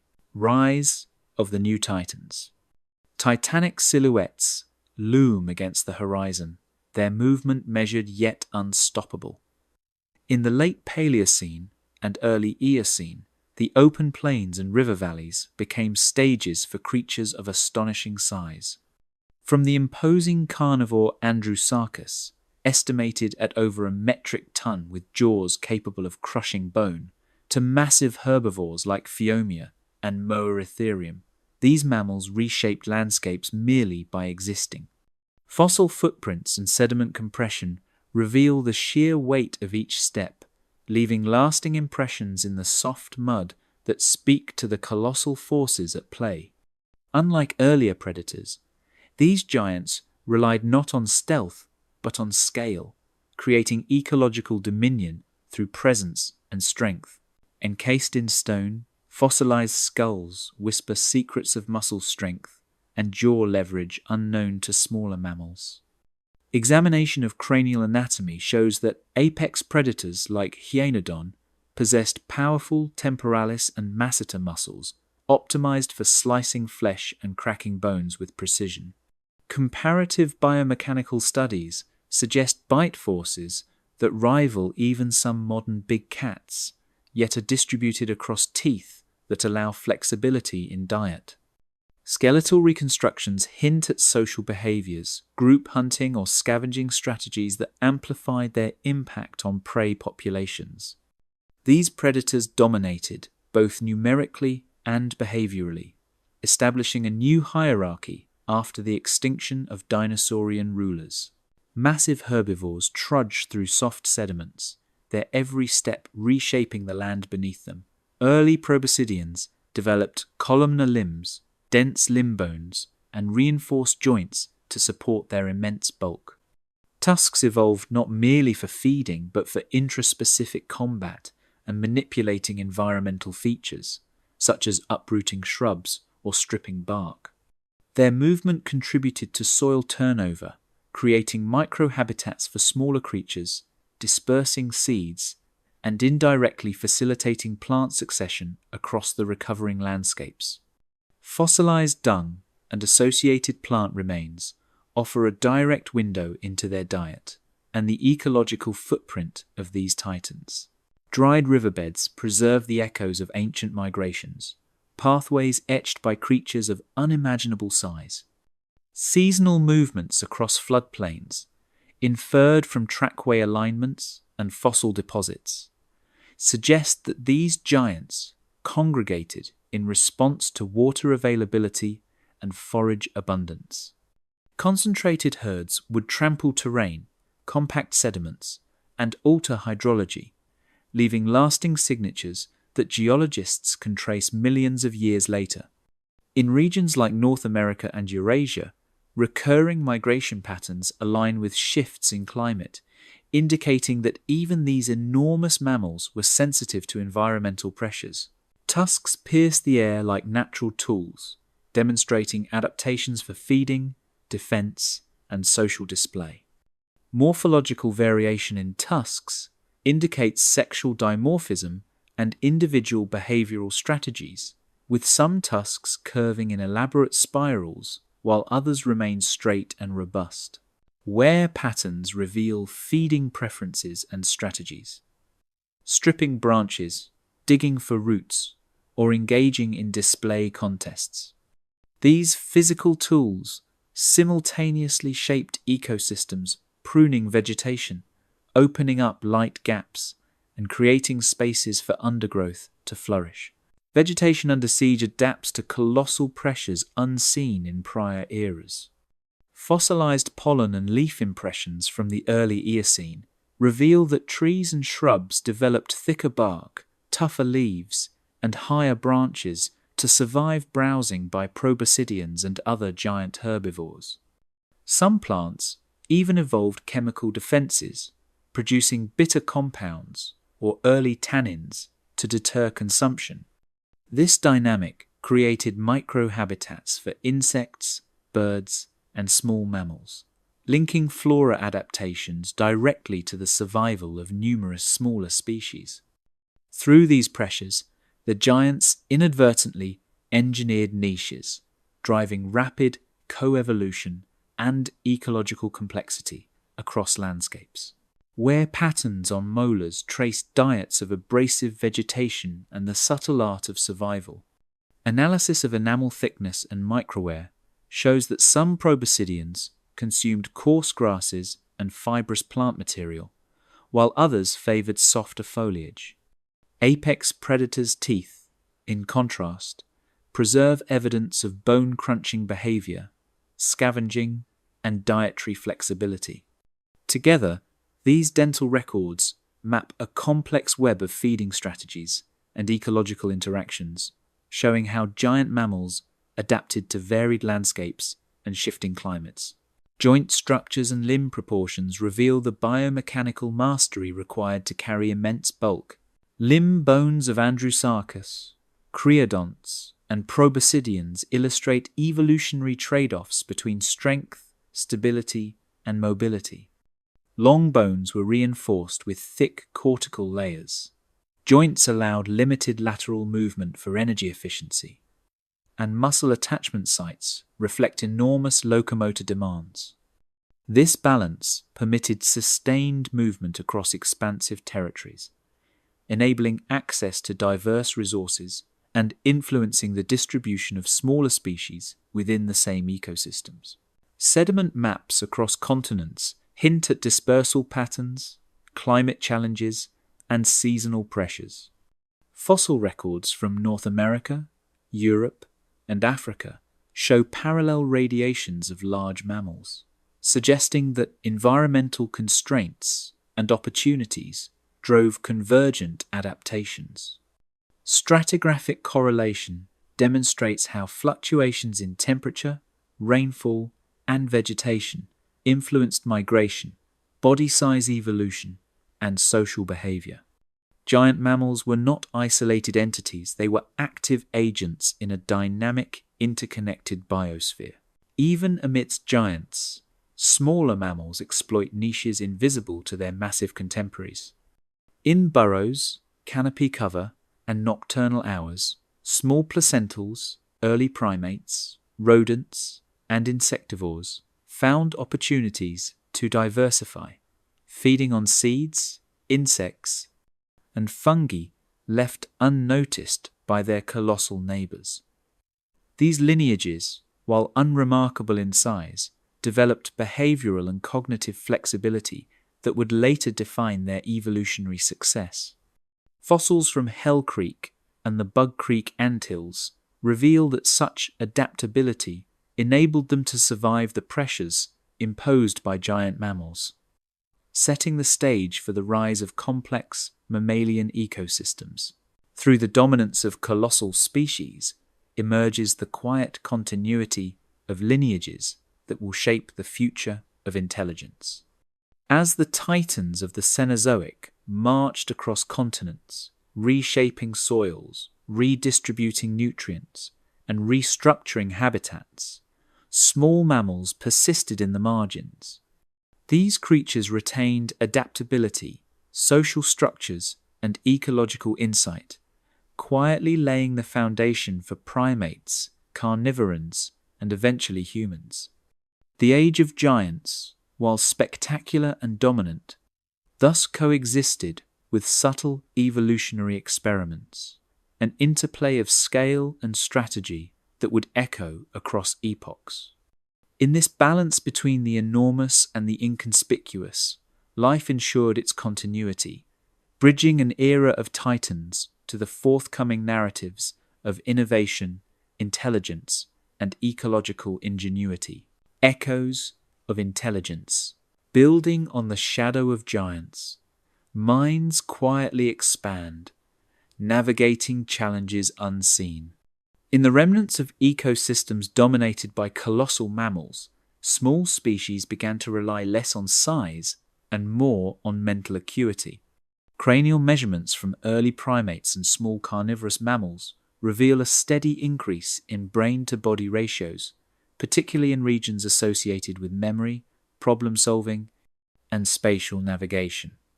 Fossilized remains suggest that these animals were negotiating complex environments, weaving through undergrowth, climbing arboreal corridors, and locating ephemeral resources, all while avoiding the attention of larger predators. Intelligence, at this stage, became a subtle yet decisive instrument of survival, enabling life to exploit niches inaccessible to brute force. In the thickets and canopy, cooperative strategies emerge among social mammals. Observations inferred from fossil groupings indicate that early primates, small carnivorans, and some ungulates may have formed temporary aggregations, sharing information about food sources or shelter locations. For instance, trackways in Paleocene deposits often show parallel movements of multiple individuals, suggesting coordinated locomotion rather than coincidental proximity. These behaviors hint at the evolution of rudimentary social networks, where learning and imitation amplified the survival advantages of individuals embedded within small communities. Cooperation became a new form of adaptation, turning intelligence into a shared resource within dynamic populations. Ancient crania whisper hints of neural sophistication, showing unexpected trends in cognition. In North American and European Paleocene sites, endocasts of skulls from early primates and carnivorans reveal expanded neocortices, implying enhanced sensory integration and problem-solving capacities. Measurements indicate that while body sizes remained modest, many species weighing between 0.5 and 4 kilograms, their brains were disproportionately large relative to the body, reflecting selective pressures favoring cognitive flexibility. These anatomical innovations suggest that intelligence was being honed in response to environmental uncertainty, unpredictable food availability, shifting forest patches, and a world still recovering from cataclysmic events. Patterns of survival etched in time show memory, planning, and adaptive learning. Dental wear patterns in small mammals indicate diverse diets, including insects, seeds, and soft vegetation, while gnaw marks on fossilized nuts and woody stems suggest methods for accessing hidden resources. Some early primates developed stereoscopic vision and dexterous hands capable of manipulating objects with precision, allowing them to exploit challenging food items such as fruit encased in tough husks. These behaviors required mental mapping of surroundings and the ability to remember where resources could be found over multiple days or seasons, a clear departure from reflexive feeding patterns and an early hallmark of anticipatory cognition. Sediment layers containing pollen and insect remains indicate that some early primates and small mammals actively selected microhabitats rich in nutritional or sheltering resources, demonstrating environmental awareness beyond mere chance. In the arboreal world of early primates, dexterous limbs and opposable digits facilitate manipulation of the environment. Fossilized forelimbs and phalanges show adaptations for climbing, grasping, and extracting food from complex microhabitats, while strong tails provided balance for agile arboreal movement. This physical dexterity synergized with evolving cognitive capacities, enabling a feedback loop in which environmental manipulation reinforced problem-solving skills. Such adaptations set the stage for intricate interactions with the physical world, including nest construction, shelter selection, and selective foraging, all behaviors that would become fundamental in the evolution of higher intelligence. Microscopic analysis of claw and tooth marks on fossilized trees reveals early experiments with tool use and resource extraction, suggesting that even tiny mammals manipulated their environment in sophisticated ways. Groups coordinate in hunting, grooming, or territorial defense, indicating rudimentary social hierarchies. Trace fossils and bone beds reveal clusters of conspecifics, moving and feeding in proximity, suggesting that early mammals relied on group vigilance against predation and competition. Cooperative behaviors likely included grooming for parasite removal, defending access to critical resources, and teaching younger individuals survival skills. Even in small, nocturnal species, such social coordination would have amplified individual fitness and provided the first steps toward communal problem-solving, a precursor to the complex societies seen in later primates and social carnivorans.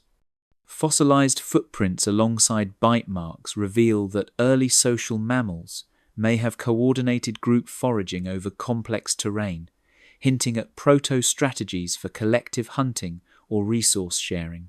Interactions between predator and prey species reflect emergent strategies shaped by cognition.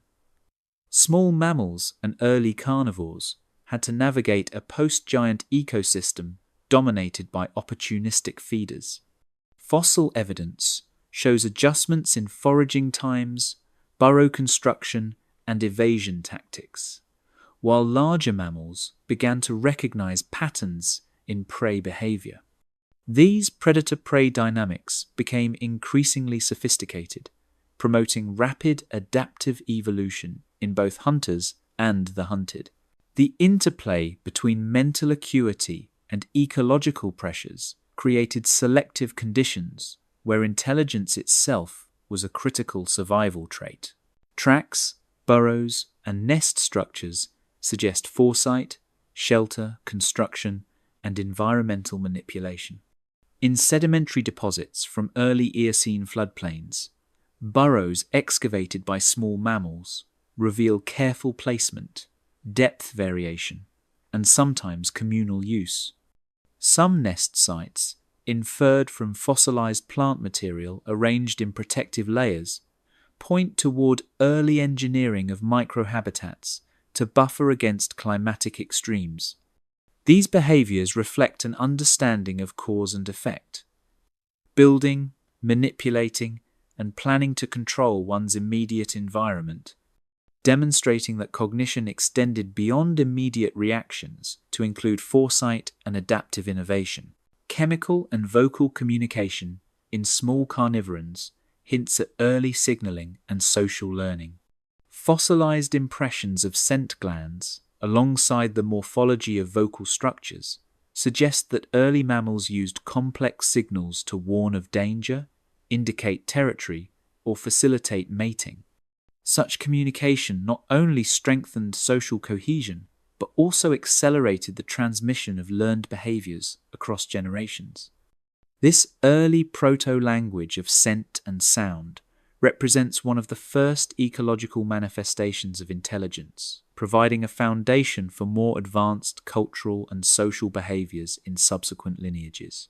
As intelligence diffuses through ecosystems, traces emerge that will ripple into the first human lineages. From problem-solving in foraging to the cooperative defense of resources, cognition became an invisible but potent force shaping survival. Fossil evidence across continents reveals that by the end of the Paleocene, multiple mammalian and avian lineages exhibited signs of behavioral complexity, setting the stage for the evolutionary innovations of the Eocene and Oligocene.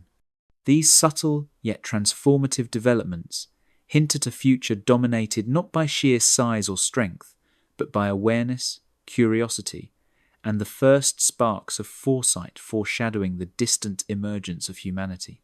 The memory of fire. Sparks catch in the twilight, a flicker of control over a world once ruled by chaos. In the subtle glow, small mammals probe the edges of opportunity, their movements careful, deliberate, almost experimental. Fossil charcoal layers and burnt sediment beds reveal that fire, once a destructive force, had become a tool within reach of the clever and observant. From this point, life begins to interact with its environment in unprecedented ways, not merely surviving, but shaping the landscape to its needs. The echoes of instinct converge with innovation as select lineages begin to manipulate both objects and the very elements that once threatened their existence.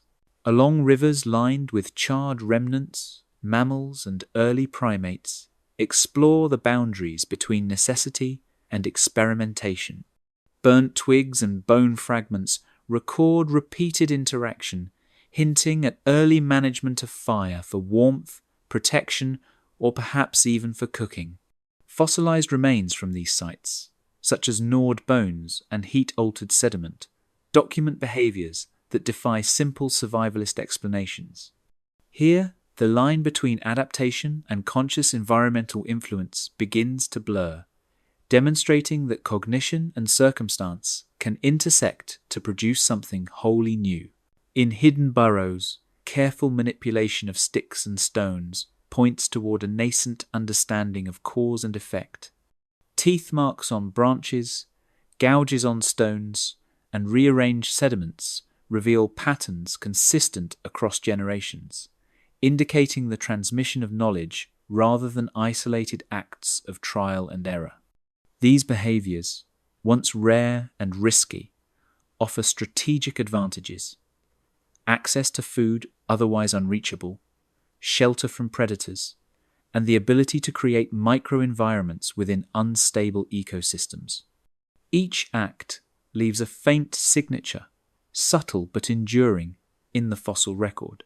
Beneath the ancient canopies, social groups coordinate, sharing information through movement, scent, and subtle gestures. Observations from skeletal assemblages and burrow complexes suggest that early primates and small mammals were not solitary innovators, but participants in communal learning. This silent pedagogy fosters innovation while simultaneously enhancing survival odds, creating small but meaningful advantages in a post-cataclysmic world still dominated by environmental uncertainty. The first inklings of cooperative problem-solving appear here, providing a blueprint for later, more complex societies. From the remains of hunted prey, patterns emerge evidence of strategy, cooperation, and foresight. Bones bearing cut marks and repeated gnaw patterns indicate that small mammals planned their consumption, sometimes caching resources for future needs. These behaviors hint at an emergent temporal awareness, understanding not only the immediate world, but also how actions ripple forward. Across landscapes, these subtle manipulations of food and territory begin to echo in fossilized soil, leaving indelible traces of learned adaptation. Across the floodplains, ash and soot record repeated use of fire, suggesting a slow but persistent engagement with this elemental tool. Here, early mammals harness heat to extend activity hours, deter predators, and perhaps influence vegetation growth. Paleobotanical evidence reveals shifts in local plant communities corresponding with these fire events, implying that mammals were not passive observers of succession, but active participants in ecological engineering. Fire, once a destroyer, becomes an instrument of survival and environmental shaping. In elevated nests and dens, early primates demonstrate resourcefulness, crafting shelters and manipulating materials for comfort and protection. Fossils reveal intricate burrow networks reinforced with sticks, leaves, and soil layers, providing evidence of planning and environmental modification. Such constructions serve multiple functions: thermal regulation, predator avoidance, and social cohesion. The very architecture of these microhabitats reflects an emergent intelligence capable of perceiving the environment as malleable rather than fixed. Echoes of repeated behavior leave fossilized marks, revealing innovation long before written memory. Microscopic wear patterns on teeth, repetitive gnawing, and abrasion on tools all point to repeated, deliberate action. These traces, imperceptible in life, but immortalized in stone and ash, chart the invisible trajectory of behavioral evolution. Over millennia, these small yet deliberate actions accumulate, creating legacies that extend beyond immediate survival and hint at the cognitive capacities of future lineages. Subtle traces of learned behavior ripple through generations, reshaping both ecology and lineage. Mammals that demonstrate ingenuity, cooperation, or manipulation of fire pass not only genetic material, but behavioral strategies to their offspring. Over time, this dual inheritance, biological and behavioral, amplifies survival and adaptability, laying the foundation for increasingly sophisticated cognition. These patterns of interaction, recorded in bones, burrows, and burned sediment, reveal an emergent force: intelligence as an ecological driver. From these small, deliberate acts, the foundations of dominion over nature begin to take form. The capacity to alter fire, modify shelters, and coordinate social actions creates advantages that magnify over generations. Fossil evidence suggests that these behaviors, though primitive, constitute the first known instances of proto-cultural transmission among mammals. They represent a nascent form of foresight, a preliminary mastery over the environment that extends beyond instinct or reaction. Each interaction, each spark, each rearranged stick becomes a stepping stone toward agency. Communities formed in the shadow of catastrophe now act with foresight, laying the groundwork for the ecological and cognitive revolutions yet to come. Through repeated experimentation, cooperative engagement, and manipulation of elements, mammals begin to assert influence over their surroundings in ways previously reserved for humans. This stage represents a profound shift. Survival no longer depends solely on adaptation to the environment, but on active transformation of that environment. From the ashes of the asteroid, life has evolved not just to endure, but to innovate. As life consolidates these skills, intelligence diffuses through ecosystems, leaving traces that will ripple into the first human lineages. Fossilized hearth-like sites, complex burrow networks, and patterned consumption evidence reveal a lineage beginning to shape both the physical and social world deliberately. These acts, subtle yet profound, signal the birth of behavioral dominance, a world where cognition, cooperation, and controlled fire redefine the rules of survival. From survival to dominion, the lineage born in the ashes of extinction prepares to reshape the world, and the age of mammals becomes the age of humanity, poised on the cusp of the story we now inherit, the inheritors of a broken world. Embers of ancient infernos linger not in the heat of fire, but in the memory of Earth itself, etched into rock and soil. The cataclysmic events that once reshaped the planet left their mark in ash layers, impact craters, and eroded sediments, yet they also became catalysts for life's resilience.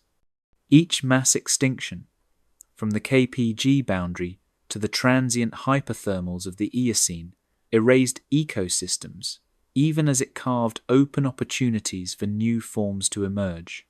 Fossil evidence demonstrates that mammals, birds, and plants repeatedly adapted, diversified, and reclaimed niches vacated by the fallen, illustrating a pattern of survival that transcends the immediacy of destruction. The Earth remembers, through these geological and biological signatures, a palimpsest of catastrophe and regeneration. Sedimentary pages record the rise and fall of empires, where forests, oceans, and mountains have all rewritten life's story. Pollen and spores trapped in Cenozoic deposits reveal the gradual return of angiosperms and gymnosperms following the devastation of earlier periods, while early mammals shaped and responded to these recovering biomes. The distribution of floodplain sediments, peat layers, and fossilized river channels maps the emergence of corridors connecting habitats, enabling migrations, interbreeding, and the expansion of biodiversity. Across continents, the interplay of tectonics, climate, and life created a patchwork of environments, each with its own tempo of recovery, yet all contributing to the tapestry of resilience. Fossilized bones whisper of species that endured what seemed impossible, their forms preserved in stone as evidence of tenacity. Skeletal remains of early ungulates, primates, and small carnivores show incremental adaptations, elongated limbs for running, dexterous hands for manipulation, and cranial expansion for cognitive complexity. Trackways and burrows provide further proof of sophisticated behaviors, from strategic foraging routes to communal nesting practices, revealing that survival depended as much on ingenuity as on brute strength. These records highlight the subtle, often overlooked victories of smaller lineages that quietly persisted alongside the more conspicuous giants of the Cenozoic. Glacial striations and volcanic ash layers mark epochs of upheaval, yet each catastrophe seeds the promise of renewal. Periods of global warming, such as the Paleocene-Eocene thermal maximum, triggered widespread forest expansion, coastal inundation, and faunal migrations, while cooler intervals facilitated the spread of grasslands and open habitats. Geological studies of isotopic ratios in marine sediments demonstrate fluctuating CO2 levels and ocean temperatures, linking climate oscillations to bursts of evolutionary innovation. Despite the intensity of these changes, ecosystems repeatedly recovered, often with species exhibiting novel adaptations that reflected the selective pressures imposed by shifting climates. In the quiet of modern landscapes, the ghosts of extinct lineages linger alongside thriving ecosystems, a mosaic of past and present. Fossil assemblages from North America, Europe, and Asia show a succession of mammals, from the tiny multituberculates to towering proboscideans that illustrate adaptive experimentation over millions of years. Birds, insects, and early primates contributed to the complexity of these systems, acting as pollinators, seed dispersers, and ecosystem engineers, all while navigating the consequences of environmental stresses. The coexistence of extinction and persistence reinforces a central theme. Resilience is as much a feature of life as vulnerability, written into the very fabric of the biosphere. Rivers carve the memory of climatic swings into the land. Their sediment load a ledger of survival and adaptation. Meandering channels, braided floodplains, and deltaic deposits reveal cycles of erosion and deposition that correspond to periods of glacial advance, volcanic activity, and extreme rainfall events. Fossilized aquatic and semi-aquatic species within these sediments, including early fish, amphibians, and reptiles, provide further insight into the ways organisms responded to dynamic hydrological patterns.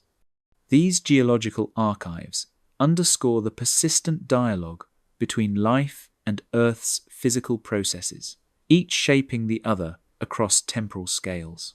From the minutiae of microbial mats to the grandeur of mammalian migrations, life's resilience writes a story of ingenuity and persistence. Microbial communities facilitated nutrient recycling and soil stabilization, creating a foundation for plant colonization and forest succession. In turn, herbivorous mammals contributed to seed dispersal and vegetation management, establishing feedback loops that amplified ecosystem recovery. The fossil record documents the proliferation of insects, birds, and small mammals exploiting newly available niches, revealing that innovation often emerged in the smallest forms before cascading upward through trophic layers. Human eyes now survey this legacy, recognizing both the fragility and the potential encoded in these ancient patterns. The Anthropocene presents a unique mirror. Modern climate shifts, deforestation, and species extinctions echo the challenges faced by organisms across the Cenozoic, while technological knowledge allows humans to influence the trajectory of life in unprecedented ways. Fossil evidence, combined with contemporary ecological studies, illustrates the continuity of adaptive strategies and the consequences of neglect, reminding observers that the lessons of the past remain urgent guides for the present. Humanity inherits both the scars and the possibilities of a planet repeatedly tested by fire, water, and ice. Every organism, from the smallest invertebrate to the largest mammal, carries traces of evolutionary trials and triumphs. Teeth, claws, and skeletal structures encode behavioral adaptations, from food processing techniques to locomotor specialization, offering insight into the pressures that shaped cognition, sociality, and survival strategies. Fossil assemblages show repeated convergence of traits across unrelated lineages, emphasizing that the underlying selective forces of Earth favor resilience, flexibility, and innovation.